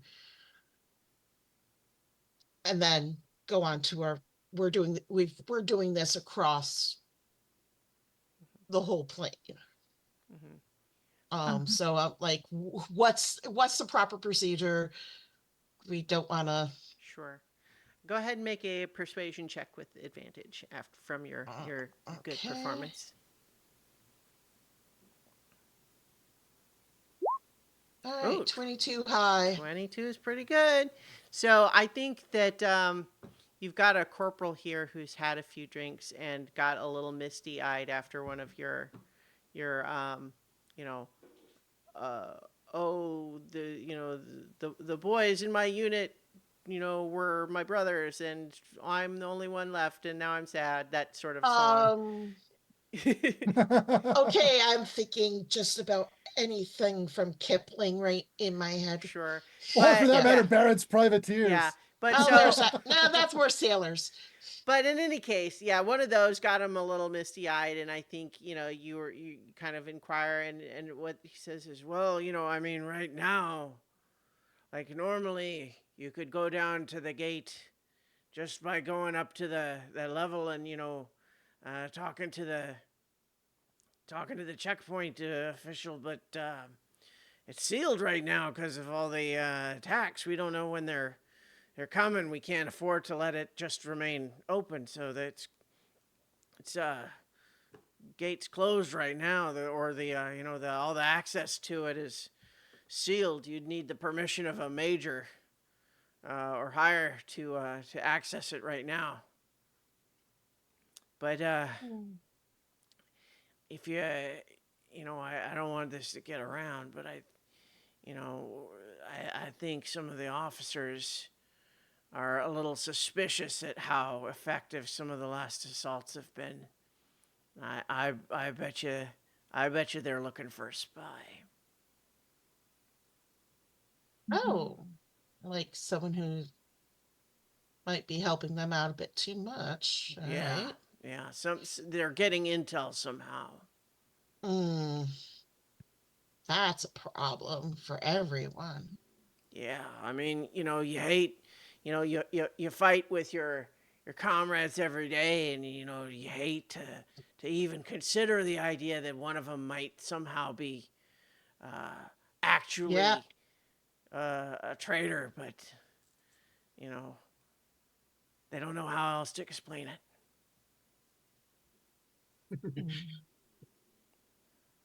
I could just imagine someone, one of us nearby saying, hags. What? Hags. Oh, hags. Oh, gosh, I- not more. No, not a hag. I hope not. God forbid. No, we've had a Amen. couple of run-ins in our for some of our Oh yeah, they're a previous plague on the missions. Outlands. Hmm. Hmm. Now your odd Orden Garden variety witch, witch can be cool, but hags, ugh. Anyway, so I think at that point he has another drink, and that's maybe one too many, and Maybe he for is him. not really being terribly coherent anymore. That's all right. Hmm. All right, so we might have a little mission that we can do first. Mm. And I will advise everyone of that when we're all like back at someplace less public. back at our room. Hmm. Yeah. So Kind of a, if we solve this problem beforehand, we might get a, oh yeah, no problem. I'm sure they probably don't mind people, willing to give some help to the city. Yeah, Solving problems for them. Yeah. I mean, it would get us a little more rank. I mean, looks at his gray card. He's like, I'm assuming it would be a different color if we weren't, yeah, you've like so everyone here. See, the thing is, you have these badges because you're visitors. Everyone who lives here has a magical symbol instead of a physical badge. Yeah. Yeah. Yeah. And it's like, yeah. When Kneecap goes to sleep for the night, he is curled around the badge because he does not want to Yeah. get I I sort of feel like the what your badge is kind of like if you've got a business that has just decided the way they actually do this is that you are signed in with their app on your phone, and they ping you through the app when your food is ready and you come and get it, and then someone shows up and they don't have a smartphone, and they have to like, okay, Yeah. just a second, I have to talk to the manager, and then they go and then they pull out a drawer, and they've got these little things covered with dust, and it's like those old fashioned like it lights up when your table is ready or something. It's like, I get one of these, I guess. Don't lose it. That it's basically that sort of thing. It's like everyone else has Yeah. just got on a system, and you're the ones that are messing everything up by not being part of their system. Yeah. But in any case, though, so yeah, I think solving the spy problem before you ask for permission to go to the gate would certainly help. But I don't know how you plan to do that. Yeah. We don't either. Oh, Yeah. Go find someone of a relative higher rank. Say, yeah, heard rumors and would like to uh, offer help if rumors are true. That seems like a good way The to get only- arrested. yeah. I was Wander about around a to say- military bases. I heard there was a spy around here somewhere. Do you know who it is? Yeah. Well, no, like say, like we heard about some trouble. We're willing to help with, and here are the details we had. We're willing to help if you're willing to take our help. Or Still. something. What I will say, so I mean, you can do whatever you like, but based on Cora's interaction with that guy, I think you would understand. He was absolutely like disgusted by the thought that someone might be a spy. He would not have even said anything about it if he hadn't been drunk and you hadn't been persuasive. You get the feeling that like even suggesting the idea would make you unpopular very quickly. Yeah, we have to be really discreet about this, which makes it much more impossible to start. Or to say, there, we've heard that the attacks have become, particularly bad. Is there anything we can do that? That angle's a bit safer. On this side of the gate that we can do to, maybe help? Because I imagine, it might not be like Carcerite, but I imagine if you go through the gate, it's probably not super easy to get back in, unless you're part of a unit that's being deployed and then returning. Well, I'll also just, as your friendly, benevolent GM here, Mhm. mention that there was some discussion in Excelsior of overthinking and overcomplicating the Yeah. mystery. And I might suggest here that I have seeded some stuff to you because it's part of the planned adventure that is designed to be triggered when you try to go to the gate. And so the Okay. idea of specifically not going to the gate and just wandering around to try to find people to initiate this adventure will have them tell you to go talk to Go the major check. at the gate. Yes. So Well, we I can mean, no, like, and like so I'm just like I don't want to tell you not to do it any way you want, but I'll tell you that this written adventure happens when you go to the gate. Yeah. well, like, yeah, Yep. logic for that is like in character logic. It's like, well, where do you find someone of rank that can help? Up the hill. Well, Yeah. it's also a what is your objective? Maybe go to where your objective Yeah. is. Yeah. Mhm. Yeah. Yeah. Yeah. We love our friendly, Yeah. benevolent GM. She I'm is so patient. Yeah. I was phrasing it in a way that's like, oh, how can our in character plans happen to coincide? Well, so I've kind of mentioned it in an above the table way as opposed to just having you find someone who tells you you need to talk to Major Kalar. She's at the gate. Mhm. Mhm. Mhm. So, Okay. yeah. Yeah. To the gate. All right. So after a night's sleep and some hardtack or equivalent Mhm. for breakfast, Eat our own rations.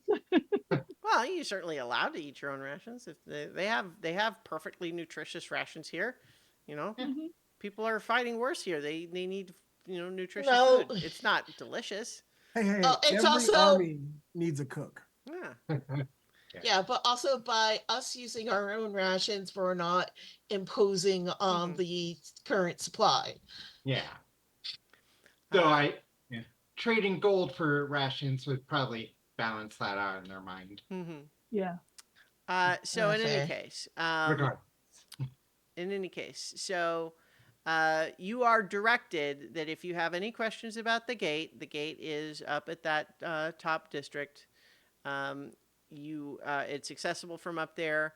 It requires this winding walk of over a mile because you have to like the gates between like the gates, physical gates in between each Mhm. tier are not all in a line for obvious reasons, Oh right? yeah. Yeah. Yeah. So you kind of have to, you go through one and then you have to walk Mhm. halfway around the ring to get into the next one and then back around and so on in order to ascend the distance. And so it takes a little while. Um, Everyone is a little bit keyed up, but it not, like the city is not locked down. It's more just, you get a lot of people, watching you and seeing your little badges and then moving on because they've got their own Wait. work to do. Mhm. Mhm. Yeah, and so in any case, though, you do eventually reach the area that you have been had described to you, which is like this is the building that you would go in to access the staircase that would lead you to the gate. However, it is closed and sealed and guarded. So there's a guard standing there, and you know, uh, looks up at you and just says, um, you know, sees you approaching and just says, "Gates closed." So about that, we're on a research mission and we need to get near the gate. Is there someone we can talk to about arranging for permission? We're under strict orders to not admit any slates, but if you want to talk to the Major Kalar, you can find her command tent, kind of over there. And he sort of gestures to a field that has like 50 tents in it. Okay. Mhm. So I imagine we could probably just find one of the Mm-hmm. bigger ones. Yeah. Yep, Uh, keep look. so yeah, it takes you about 15 minutes of like wandering through this little field of tents because there's people kind of coming and going through all of them quite a bit. But eventually you find a white tent that has a fair amount of activity with bustles of officers and messengers in it. And eventually you find a window to get in, not like a literal tent window, but I mean like an opening. Yeah. A stony-faced hobgoblin woman in a sharp-looking uniform looks up from a desk covered in neat stacks of papers and folded envelopes. Her brow furrows. This isn't the welcome center, Slates. Move on. With all respect, we are here on a mission to repair a magical device which requires access to the gate. We are inquiring as to what we need to do to get access.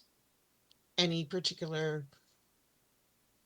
mission or something we could go on, or something to prove our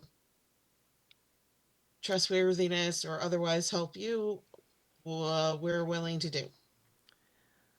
The gate has been sealed right now because we're having a lot of dangerous attacks coming from the other side. It's not safe to have it open, and so it's not safe to send civilians down there through it.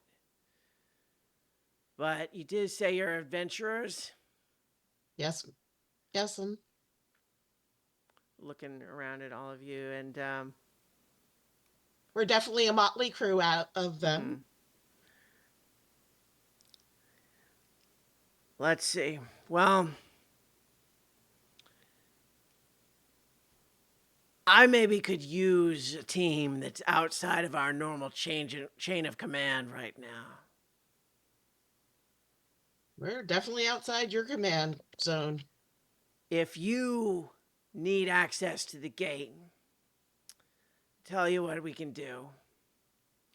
Right now, all of these attacks coming through. We've got extra troops. We're changing up our tactics. And somehow, the attacks manage to exploit every shift change, every flaw in the positioning. Somehow, they're getting information coming from the inside of our organization. I'm a little worried that we might have a spy in the midst. Now, And that's not something you want getting around, because, well, morale would tank. Not to mention that when you're trying to get volunteers for a spy hunt, how do you keep the spy from volunteering and throwing everyone else off the track? Yeah. But you're not from Rigus. You're not here for that. You wouldn't know the details of our planning. So here's what I'm willing to offer you. If you can help us to find out how they're getting this information, I can give you access to the gate. And if you can help us identify the individual, I can pay you 1,000 gold each and your choice of equipment from the officer's armory. Well, that sounds quite. sounds acceptable to me. That is a fantastic offer. Well, good. I'm glad to hear it. So, here's the part that if you're smart, you won't be so excited about. Mm-hmm. The gate's sealed because it's dangerous. Because we're getting enemy forces constantly trying to come through it. I cannot guarantee your safety if I give you access to that gate. Mm-hmm. Wouldn't be the first time. Mm-hmm. If you didn't look Won't tough, be- I wouldn't won't- even offer the. But It won't be the last. Yep. We would not hold you responsible for any of our safety. Mm-hmm. So, if it's a deal, then I can see that you get an escort down to the gate. But what I'm looking for you, from you, is as you go down there, as you take a look at our setup here, I want you to be trying to be on the lookout and help us figure out where we think the leak is.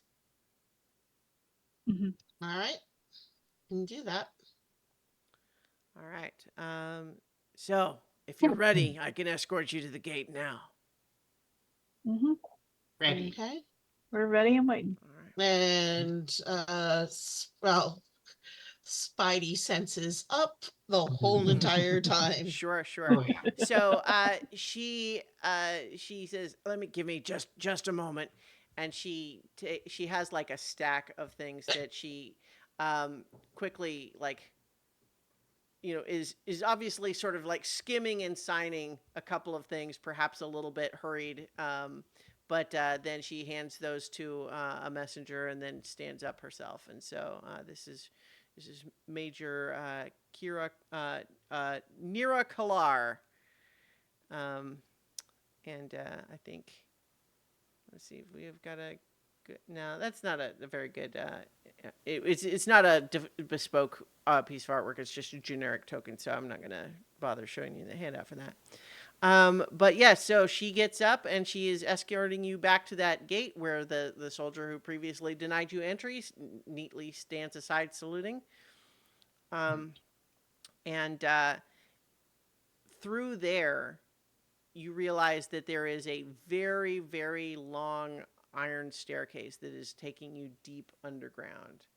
And then as you are descending these stairs, you pass through a long tunnel that leads to the mechanical lift, but then you are all going down the stairs until you are at this. Within a cavernous, steel-lined bunker deep below Rigus stands the gate to Acheron, an archway of iron spikes and bone. The area around the gate looks like a battlefield and is littered with heaps of broken metal and shattered armaments. A ring of barricades circles the gate, beyond which at least 200 Rigus soldiers maintain a rigid, watchful formation. All right. And I just want to say that Kneecap's head has been on a swivel since leaving the major's tent. Mm-hmm. Yeah. So as the major is escorting you down, obviously a lot of the soldiers are, they're not leaving their posts, but they're kind of looking over just because obviously like Major has just come down with a bunch of strangers, right? So like what's going on? And not only strangers, slates. Yeah. And so so a couple of their officers approach to greet the major, and they do so with salutes. And the major introduces you to Sergeants Galler and Lugic. Galler is a cambion, which is like it's like a winged sort of devil entity, like not humanoid, but like a fiend. And, so it has wings, kind of red faces and horns. And, so it's kind of like what tieflings are is halfway between human and what these guys are, if you follow. And they've got wings. Right. But he's also in military uniform. And then the Lugic, it looks to be a armored human woman. They both have armor, but human woman and the Cambion. And so both of them are have approached, and the major just says introduces you as like, Sergeant, this is the skeleton crew. They've come to do gate research, and I've arranged with them for them to have access to the gate as needed. Obviously, I understand, and I have not asked you to ensure their safety, because your job, as we all know, but I'm saying for their benefit, gesturing to you, your job is the protection of the city, and that is still your job. But your job is now also to understand that these individuals are here and are not enemies. And the two sergeants kind of look over, and Lugic just seems to just have just total soldier face, like just nods and that's Mhm. fine. Gawler Mhm. kind of smiles and just says, "Boy, you picked the right place to come, huh? Gate research. Well, this is a good one." Oh, you didn't see Cursed. Well, you know what? I'd put up. You know what? I was about to say I would trade duties, but no. Cursed sounds like it sucks. Here, you get to fight. Yeah. Yep. Well, here you Absolutely. have to fight, so you better hope that you like it. So, Hmm. Mhm. but the Yep. major says, "I'm going back to my command tent. You all seem to know what to do," and then she Hmm. leaves. And then both of the sergeants say, so Lugic just says, "I'm returning to my post," and she heads back over, and Gawler just says, "Yeah, I've got to do that too, but I would say if the fighting starts, try not to be between us and them. All right?" Okay. And then he goes over to back to where his people are. So tell me what you're doing. Was there anything other than just a bit of a cocky attitude for uh, Collar I or mean, Luby? you can make insight checks about either of them, I suppose, if you like. Yeah. Yeah, definitely want to do insight on both of Mm-hmm. them. Yeah, Collar's is specific. 16. Okay, give me just a second. Yep. I have to look at some things. Uh, I mean, what better position for a spy? yeah. True. Mm-hmm. Yeah. Um. So I think that uh. So it looks like Malleus got a 23. Yeah. Yeah. um. Yeah. So I think your read on Gawler is uh he is seems to be the sort of person that kind of uses sort of humor and the big smile as kind of a coping mechanism. Hmm. What you honestly kind of see from him is a little bit of wariness, and so you suspect that uh, he seems maybe a little bit like not only are they having to be watchful, but also being watchful hasn't seemed like it's been enough recently, and so anything that's different is suspicious. And Hmm. so They- he's friendly, and that doesn't seem false exactly, but I think you also get the sense from him that does not mean he is not going to be watching you carefully to see if you do something unexpected or Hmm. suspicious. yeah. Right. Hmm. Basically, if anybody lower than the major had been with us, he probably would have run us through. Well, not he wouldn't have just attacked you Well, on sight, but you certainly would have been stopped. yeah. Yeah. Yeah, but and then Lugic seems much more just shut down. Like she's like a blank. Like she is Hmm. doing her job. This is like the whole thing about like the soldiers at the changing of the guards at Buckingham Palace, where like their whole thing is that like they don't change their facial expression, they don't react, they don't move. She seems to be like in that mode. Like she can Hmm. answer questions, she's talking, she's moving around, but she's giving up nothing. She is the embodiment of I'm doing my job. I'm Duty. on duty. Yeah. Hmm. Okay. Yeah. As I described, but I can read again. The gate itself is an archway of iron spikes and bone, and it is in the center, basically, of what looks like a battlefield littered with heaps of broken metal and shattered armaments, with a ring of barricades, and that's where all of these soldiers are outside. So, Hmm. Well, Hmm. let's be about it. Yep. Oh.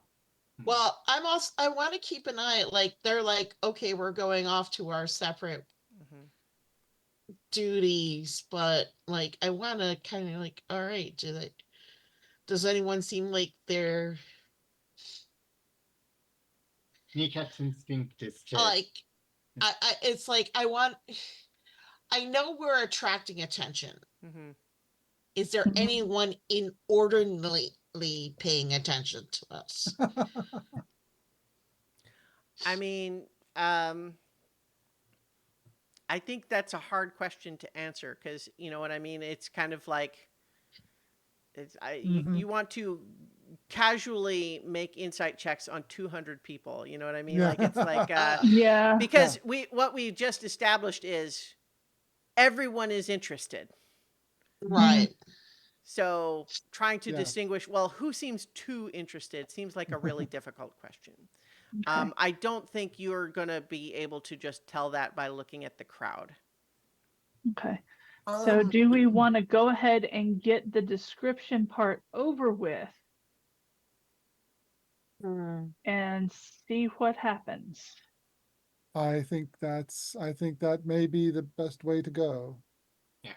Um, And while that's happening, uh, Kneecap would like to keep an eye on basically everything uh, outside the soldiers. Like, is there, maybe a little creature sneaking along the walls, or I any? mean, you're in a big, wide cavern, so I mean, it's Oh, like because Right. they are in a circle around the gate.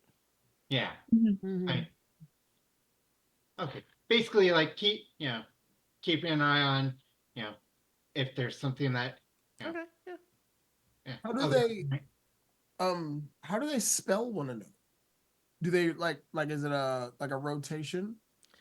So right now these guys are like on duty, but there is a base, as previously described. There's a great big elevator that, like, you took this like narrow iron stairway, but they can Mhm. have whole groups of people or even like larger units like siege engines and stuff come up and down on this big elevator that's under the officer's control. I wouldn't be Okay. surprised if they have like a So when they quarter. do shift changes and stuff, that's generally going to be how. Mhm. Mhm. But basically, right now that elevator is not like accessible. It's Mhm. it's the platform's gone back up. Mhm. Um, so in any case, though, like I think as you're kind of starting to look around and get a sense of this space, lucky you, the gate to Acheron flares to life. The portal resembling a great burning feline eye. Gigantic conical projectiles, each made of rusted iron and over 15 feet long, blast through the gate in rapid succession, impacting amid Rigis's defenders. Soldiers scream and barricades shatter.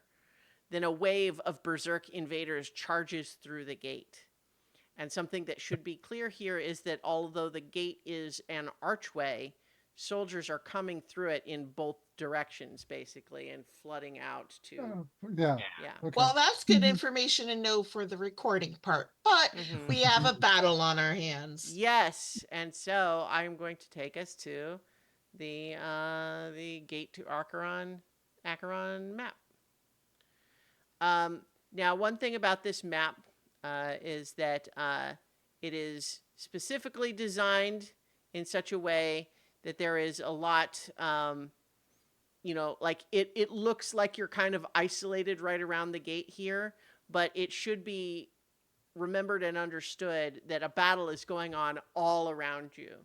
So this map is really only intending to show the very small part of the battlefield that you are on, while all these other soldiers are fighting other berserkers all around you. Yeah. Okay. So let's, for some reason, I lost my little thing that lets me just click everybody and drag you onto this map. I don't know why. So I'm having to like search all your tokens and then assign them individually. Um, but I can do that. Give me just a moment. There. I found copy pasting from another Yes, it's fine. screen, Thank but you. I'm halfway done doing it this way, but thank you. Come on, there we go. But yes, that is another way to do it. Thank I appreciate the offer. I'm just in the middle of doing it a different this way setup already. is sponsored by Wilfred's Battle School, for both Magic and Melee.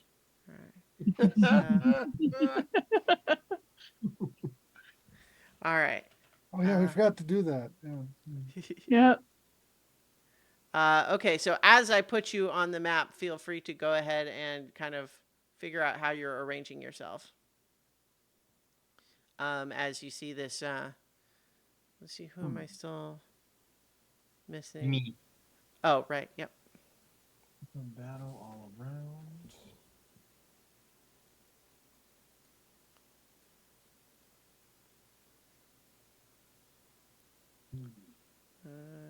Kneecap. Okay. And then get each of you on the turn tracker.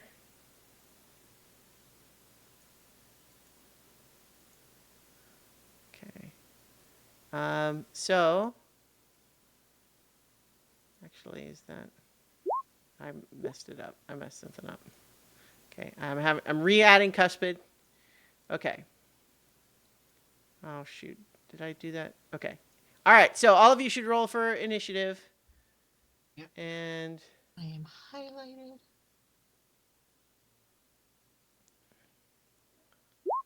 turn. Okay. Okay.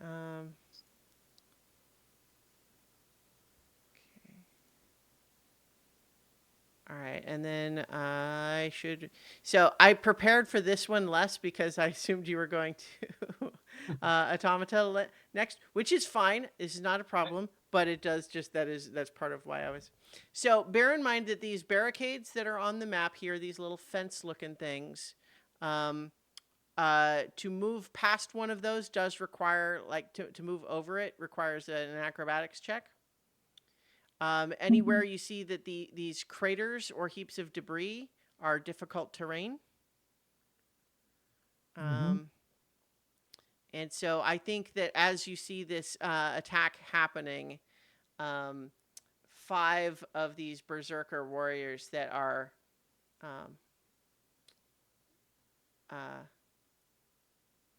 five of these berserker warriors see you and look like they're gonna come your way. Okay. And then This is Kneecap's bread and butter. oh shoot! Like this one doesn't have the little quick window, so let me. Okay. All right. Why did it not? I clicked the wrong one. Okay, for Pete's sake. Okay, so battle time. I think we've got initiative from everyone, and I ended up with 2 different berserker initiatives. So let's get rid of the one that's duplicate. Okay, Radius, you are going to be first here. All right. How wide? 40-foot cube. Oh, what's the range on that? Okay, yeah, 120 feet. I would like to cast slow on them. Okay. Nice. So that's that. What's the area of effect of that? Does it get all 5 or? Yeah, it's a 40-foot cube. Okay. So what's the save? DC 14 whiz. Okay. That's 1 fail. 1 fail. Wow. Whoa. Okay. 3, 3, 1, 4. Actually, there should be one more of them anyway. 6. So now here, it's interesting just to note that, like, the way I tend to do these, a lot of these rolls will automatically roll 2 die, right? And rather than say that's the first and second roll, I tend to always just click however many times and always use the first one. But so, for example, if I were to describe both results from all 5 of those, it's 320, 314, 1 2, 4 15, 6 2. So like some of those rolls like would be passing, but instead that first result 3 3 1 4 6. So yeah, all of them failed. They're all slowed. For Pete's sake. That means I'm gonna have to re-roll all of those on every one of their turns. But okay, so what that does? Remind me what slow does? -2 penalty to AC and dexterity saving throws. Can't use reactions, and on its turn, it can either do an action or a bonus action, not both. Right. Did you say And movement speed is halved? no. Yes, and movement speed is okay. halved. All right. So good job. That's a good spell. You slowed all 5 of those guys right away. Yeah. So and it's their turn now. So like they're immediately. Yeah. Let's see. They're charging, and I think they are using their actions to dash. But and so that is going to make them, get, they're getting up here, but they're struggling to, to keep up with what their normal deal would be. But so that is their turn. They were at half speed, but by dashing, they made 30 feet. But now they're each going to try to.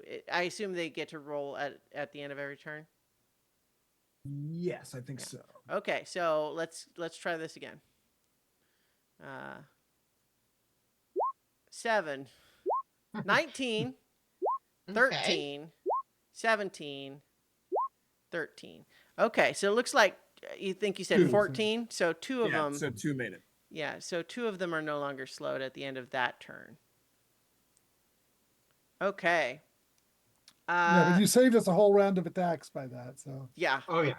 Yeah. All right. So Cuspid. I mean, yeah. No, that was a huge. Yeah. Hugely effective spell. Cuspid, it's your turn. All right. Surprising absolutely no one. I'm going to cast Bless at 3rd level so that we all have its benefit. All right. I think I might be Okay. out of range. 30-foot range.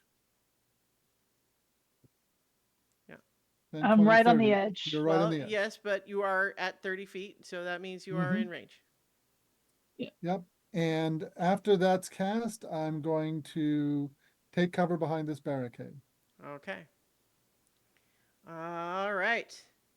Kneecap. Okay, time to have fun. Mhm. Decap is going to, let's see. Oh wait, hold on. You know what? I'm also going to throw a quickened Sacred Flame. Okay. So the middle one, the second one that's slowed, Okay. I'm going to hit him.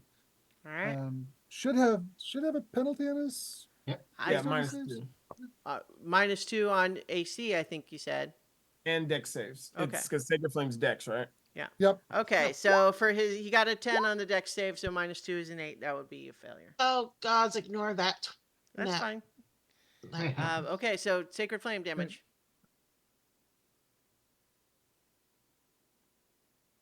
9. All right. He seems pretty tough. Not terribly bothered by that yet, but certainly starts the process. Okay, Cuspid. Or excuse me, Kneecap. I mean. Kneecap. Yeah. Yes. So rage, and then move up to, and got one nice and started on the process. So I'm gonna swing at that one. And you know what? Just because I can, gonna start with reckless. Okay.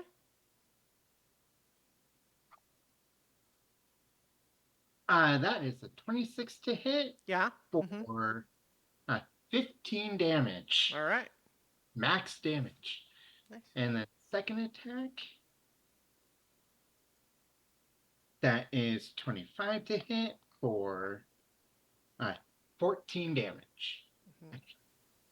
Yeah. Yeah, Okay. 14. Yeah, that one's pretty hurt now. Yeah, and that's it for All right. me. That one's bloodied.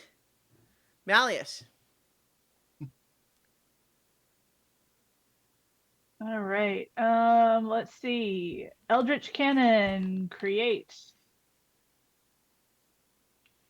as a force ballista, tiny force ballista Huh? in my hand. Let us attack the guy who is not slowed. So Okay. this dude right here. All right. Force ballista.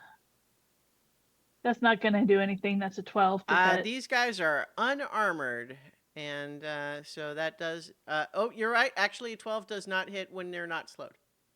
It would Right. hit if he was slowed. But Yep. all right. And movement. I am 1, 2, 3, 4, 5. Okay. All right. So that is your turn, Cora. All right, starting with casting Kinetic Jaunt on myself. It's a bonus action. Walking speed increases by 10. I don't provoke. I can move through other creatures, and it doesn't count as difficult terrain. Great. My only problem is if I stand in the same spot, same space as a creature at the end. Okay. So then I am going to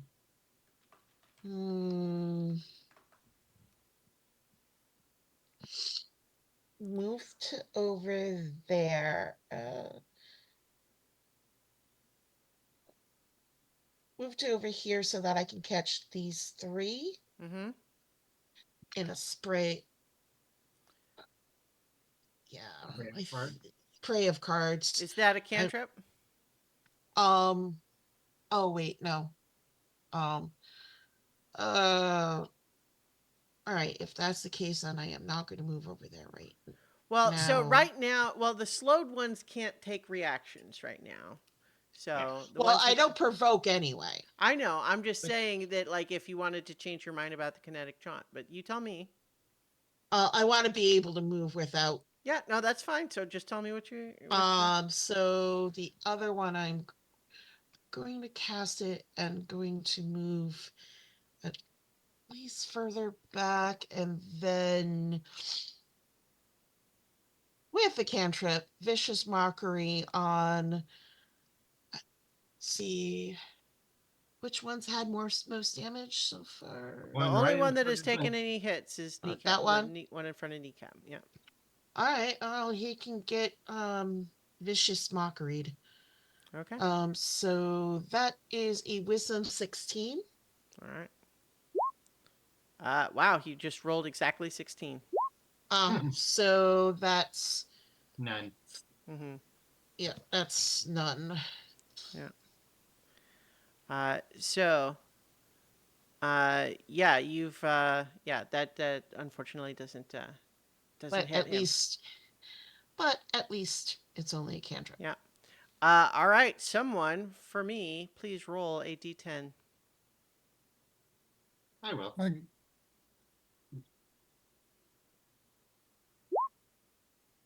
A 9. Okay. As this fighting is happening still all around you, let's see. I need to roll. Actually, someone. David, go ahead and roll a d6 as well. Hmm? Okay. Malleus, you are the lucky individual. You are struck, or rather, a stray heavy crossbow bolt is targeting you to attack. It gets a 21 to hit, That hits. and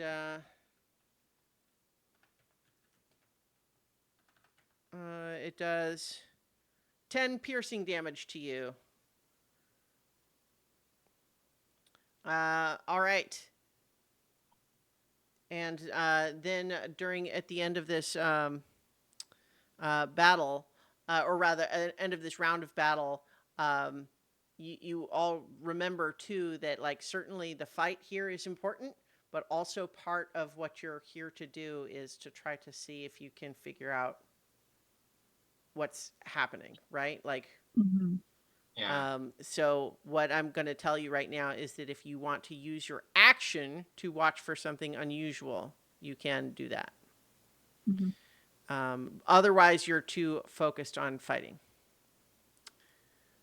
All right. That'd be a perception check to do that? Yes, with your I action on your am turn. going to leave that to my more perspective colleagues. Okay.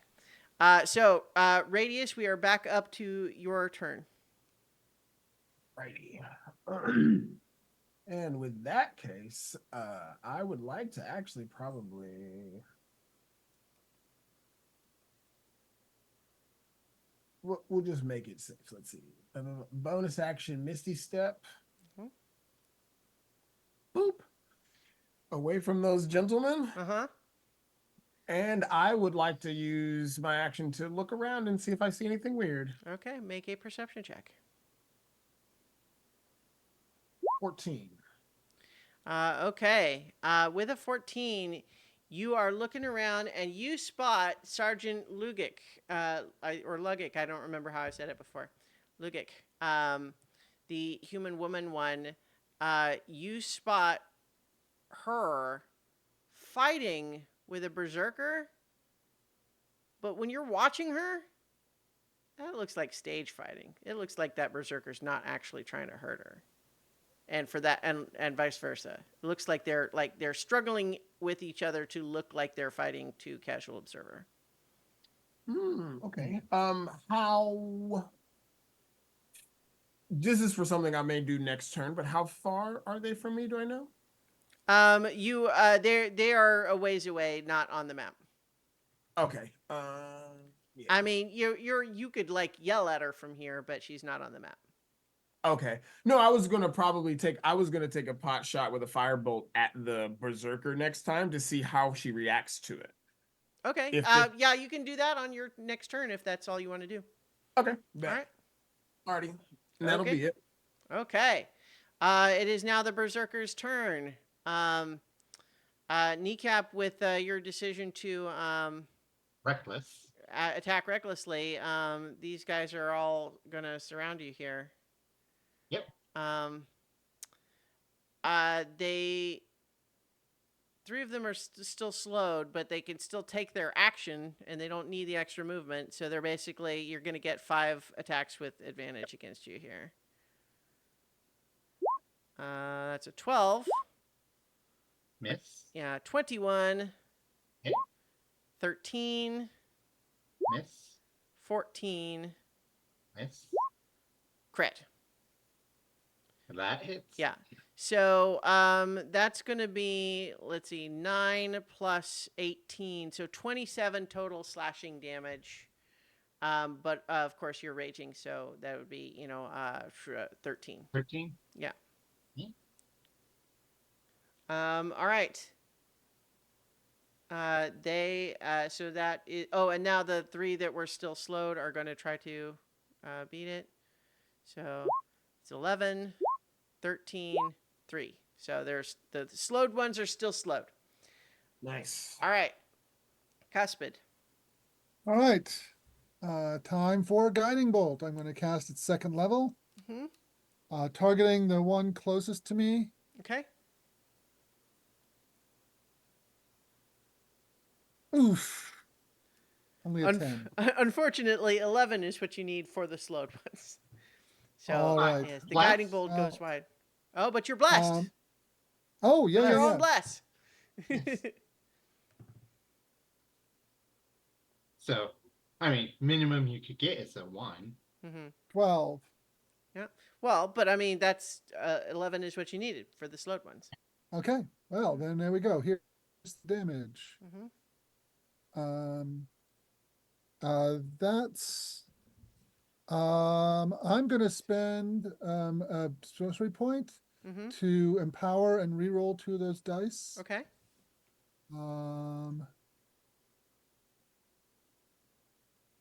Yep.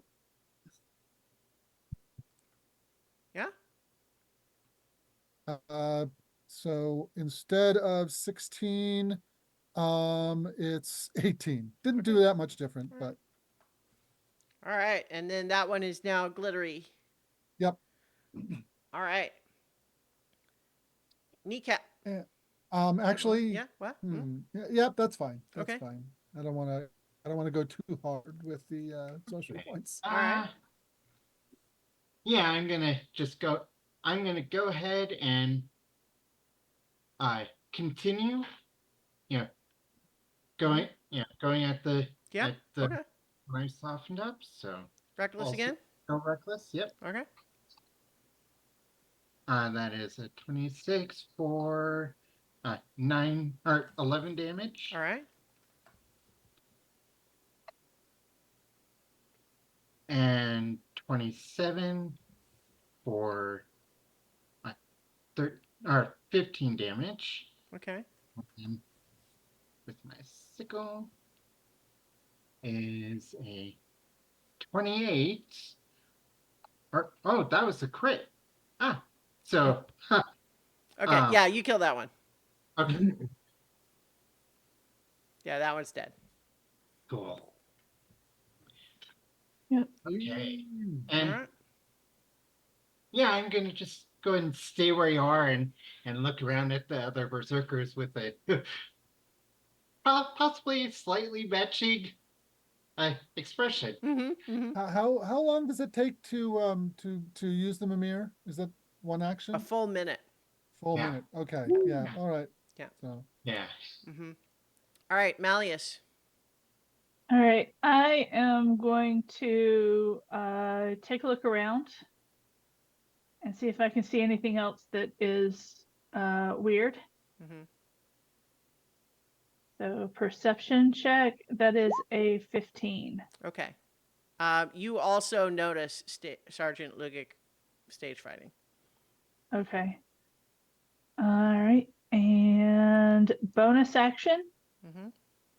I am going after ye old Right? berserker right here that is not Okay. slowed. Well, the one that is slowed, there is also glittering. You'd have advantage on that one, but you can do whatever you like. No, I mean, feel I'll free to leave it there until my turn, and I'll just keep hitting Okay. with Yeah. guiding Attack bolts. whichever one you want. Yeah, I'll do I'll keep doing the one that I Okay. was doing before. All right. All right, and so that's Force Ballista. Also not. Oh no, let me try the blast. Well, that looks like a critical fail. Yeah. Yeah, Critical it's, fail fails regardless. Okay. Yeah, sorry. It doesn't matter what the number is if it's a natural one. Okay. Yes, so I think, unfortunately, in fact, a critical fail, I'm going to have Kneecap make a dexterity save. Okay. Would I be able to see it because of for danger sense purposes? I don't think so. I think that, well, I think this is, I think this was a startling result because Malleus was aiming at someone else. It's 17. not okay. Yeah. So yeah, you're fine. Okay, and I want to get on top of this Okay. this thing. All right. It's difficult terrain. It's climbing, so you can't move very far, but you can do that. All right. Yeah. Cora. All right. I'm going to move around to here and do spray of cards, third level, to hit these two in the back that aren't slowed. That a dex save from them. Remind me what save? Is this a dex save or? Yeah, it's. Oh come on! I said I was doing it at third. Which save is it?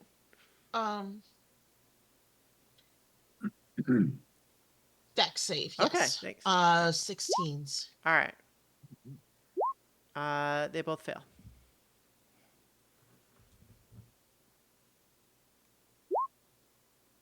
So that is 10 points of damage, and they are blinded. Nice.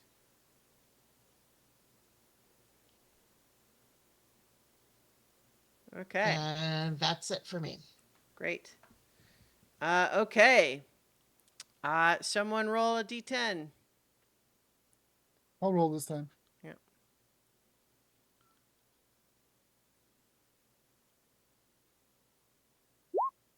Five. Aha. Basically, on a 5, another berserker has spotted Malleus climbing up the pile and has run over to start attacking him. So this is just he's going to act still on the berserker's initiative turn, Mhm. but another one has joined the field and is coming after you, Malleus. Okay. We're back up at Radius's turn. Alrighty, and I would like to take a pot shot with my firebolt at that barbarian fighting the sergeant. Yeah, go ahead. Fight. Mhm. All the way at the top of my spell list. Here we go. Pew. 17. Okay, yeah, that hits. And it's gonna do however much damage. 6 points of fire damage. Okay. Yeah, it's it does that damage. There is a moment of being startled. The berserker looks over in your direction. The sergeant also kind of looks over at your direction. And I think as you're watching, the two of them seem like they exchange a look and then start trying to like move to a different spot of the battlefield. Dead. Roger that. Yep. Alrighty. Yeah. Hey, Mhm. Yeah. informative. And yeah, and I will say, I will yell, we need to detain that barbarian or the sergeant. So you're yelling it out? To my peoples here. Okay. I think if you're yelling it, you're not trying to be quiet. I think you think you'll be overheard by Sergeant. Oh, that's fine. I'm gonna keep. We know what she looks like. Sure. I'm just saying, like, Right. if you're not trying to keep it between you, then that's there's nothing wrong with that. I'm just letting you know. Yeah. On the chaos of the battlefield, I couldn't whisper it, so. Mm-hmm. Okay. So that makes it the berserker's turn. Yep. So we've got two guys here that were Slow. blinded by Cora that are going to try to attack her with disadvantage. So one's gonna come up closer. You're standing right next to them. No, No. I aimed for this one and this one. Right, because Oh, she didn't want to okay. hit. She didn't want to hit. Okay, Slow. all right. Yeah. Well, only one of them is blinded. Then that's fine. The other one is still going after. So, okay, hang on. Sorry. Fine. So Yeah. you okay? That was not clear to me. So Okay. I did the thing on the wrong people. Which is fine, but that's why I have to fix it.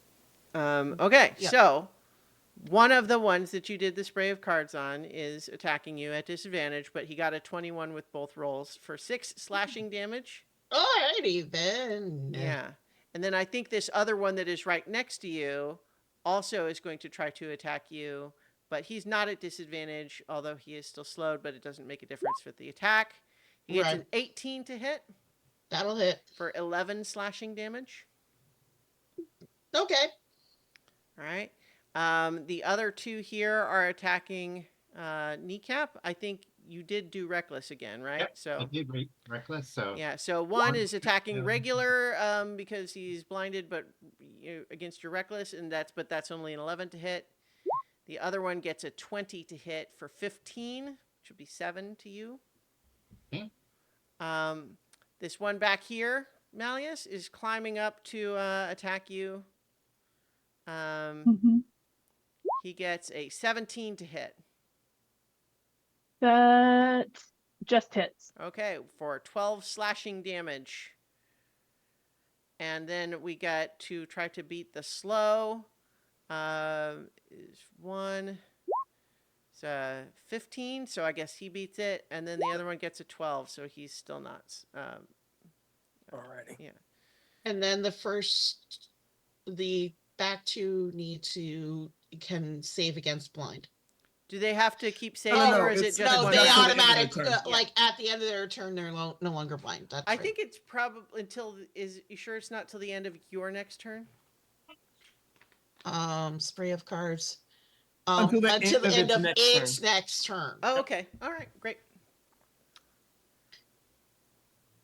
But I have more than where that came from. Yeah. Sure. Okay. So that's the That one Berserkers. instead. Cuspid. All right, another So six. you've heard Radius's shout now. Mm-hmm. Yeah, I think that I don't have much in the way of being able to detain them. Mm-hmm. I don't have much resources for that, so I'm gonna keep shooting at the one that I already hit so that we don't lose the glitter. Attacking with advantage. Good thing too, because one of them is a 1. 21 to hit. Okay, that was the one that you had glittered. Yep. So 21 certainly And hits. I'm gonna re-roll that entire bunch. That Okay. was terrible. All right. Better. 17. So let's minus another 7. That one is bloodied for sure. And that was another guiding bolt. So they are still Yep. glittery. They're glittery Yep. again. All right. Hang on, let me. And oh yeah, and I will also nope. That's fine. No bonus actions. Okay. All right. So that is the end of your turn. Kneecap, you're up. Okay, so I'm going to go after Glittery Fella, Mm-hmm. not Reckless, Sure. if I still get advantage on first roll. Mm-hmm. Mhm. That is a 17 to hit Hits. for 9 damage. Mm-hmm. And then second attack against that one. Another 17 for 15 damage. All right. And if he's still up, He is. 19 for 3 damage. Okay. He is still up, but very badly hurt. Okay. Okay, that was Kneecap. Malleus. This guy's coming up behind you. Mm-hmm. I'm going to take one more turn to look around for anything unusual. Okay. I'll.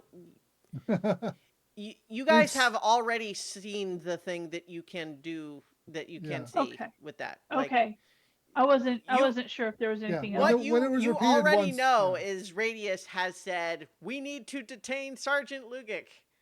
So Yep. I would say if Yep. you were looking for anything, you would be looking at them. But you have already, yeah. So I'm not going to have you waste your action because you as a group you have already seen the thing that you can see with that. Okay. In that case, my boy is a little too close for comfort. Hmm. So, do I want to do that? So if I took, 2 steps down, that would be 20 feet. I could get to like right here, with a disengage and then shoot him with my bonus action. He would be on the other side of the pile if you did that. Oh, okay, and then think I of can this still as shoot this this guy. is a whole big pile. You've climbed up like 10 feet of garbage. Okay. I think that's what I'm going to do. Use my action to disengage, Okay. slide down the pile for 20 feet, Mm-hmm. and then take my extra 10 feet, and then shoot this dude with my Force Ballista. Okay.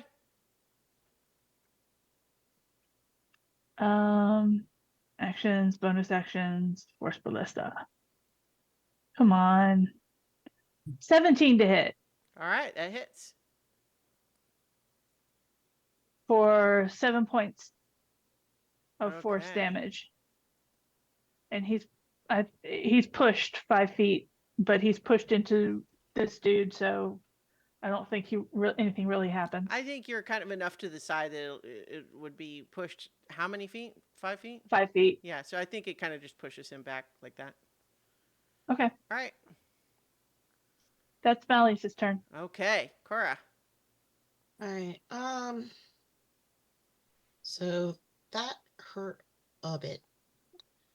So I'm going to. Is your connection still up? Please. I- Oh, It's let me double- kinetic concentration. Yeah, concentration. Oh, yeah, you need to make a concentration check for your the damage With all you the took. damage. Mhm. So that's roll of 20. The con save. Mhm. So Which yeah. is a plus 0 anyway. Okay, so yeah, what you need is for both is just a 10. So roll twice. Yes. Mm-hmm. First one passed. Second one passed. All right, so it's still up. Still up. So I am going to move the heck out of the way actually this way. Okay. And 4th level witch bolt. Okay. So that's a On which one? on the one. Let me show that in a moment. Like this one back here. You're not okay. Yeah. Okay. Yep. That one. 14 hits. So 14 hits for 34 lightning damage. Wow, that's a pretty good hit. And he is zapped. Currently, still zapped with the witch bolt. So. Yep. And I'm Yeah. going to drop the concentration on the kinetic jaunt so that I can maintain connection on this. Great. Okay. So, I think that at the top of this round here, we're at our normal stop time. So I'll just go ahead and at the end of this round, what we have first is Sergeant Lugic has come on over and is looking at you, Radius, and just saying, "You got a problem with me?" And I'm not going to give you the opportunity to answer. We're still in initiative. That's what she does on her turn. But also what happens on this at the top of this round is that the gate flares again. And 3 giants with 2 heads come through the gate. Oh, yay. Yeah. I'm about to go squishy. Oh no. And I think that is where we're going to leave things. Climatic moment. Wow. Mhm. Yeah, so we might have a new Malleus next week. Depends on how this goes. We also might.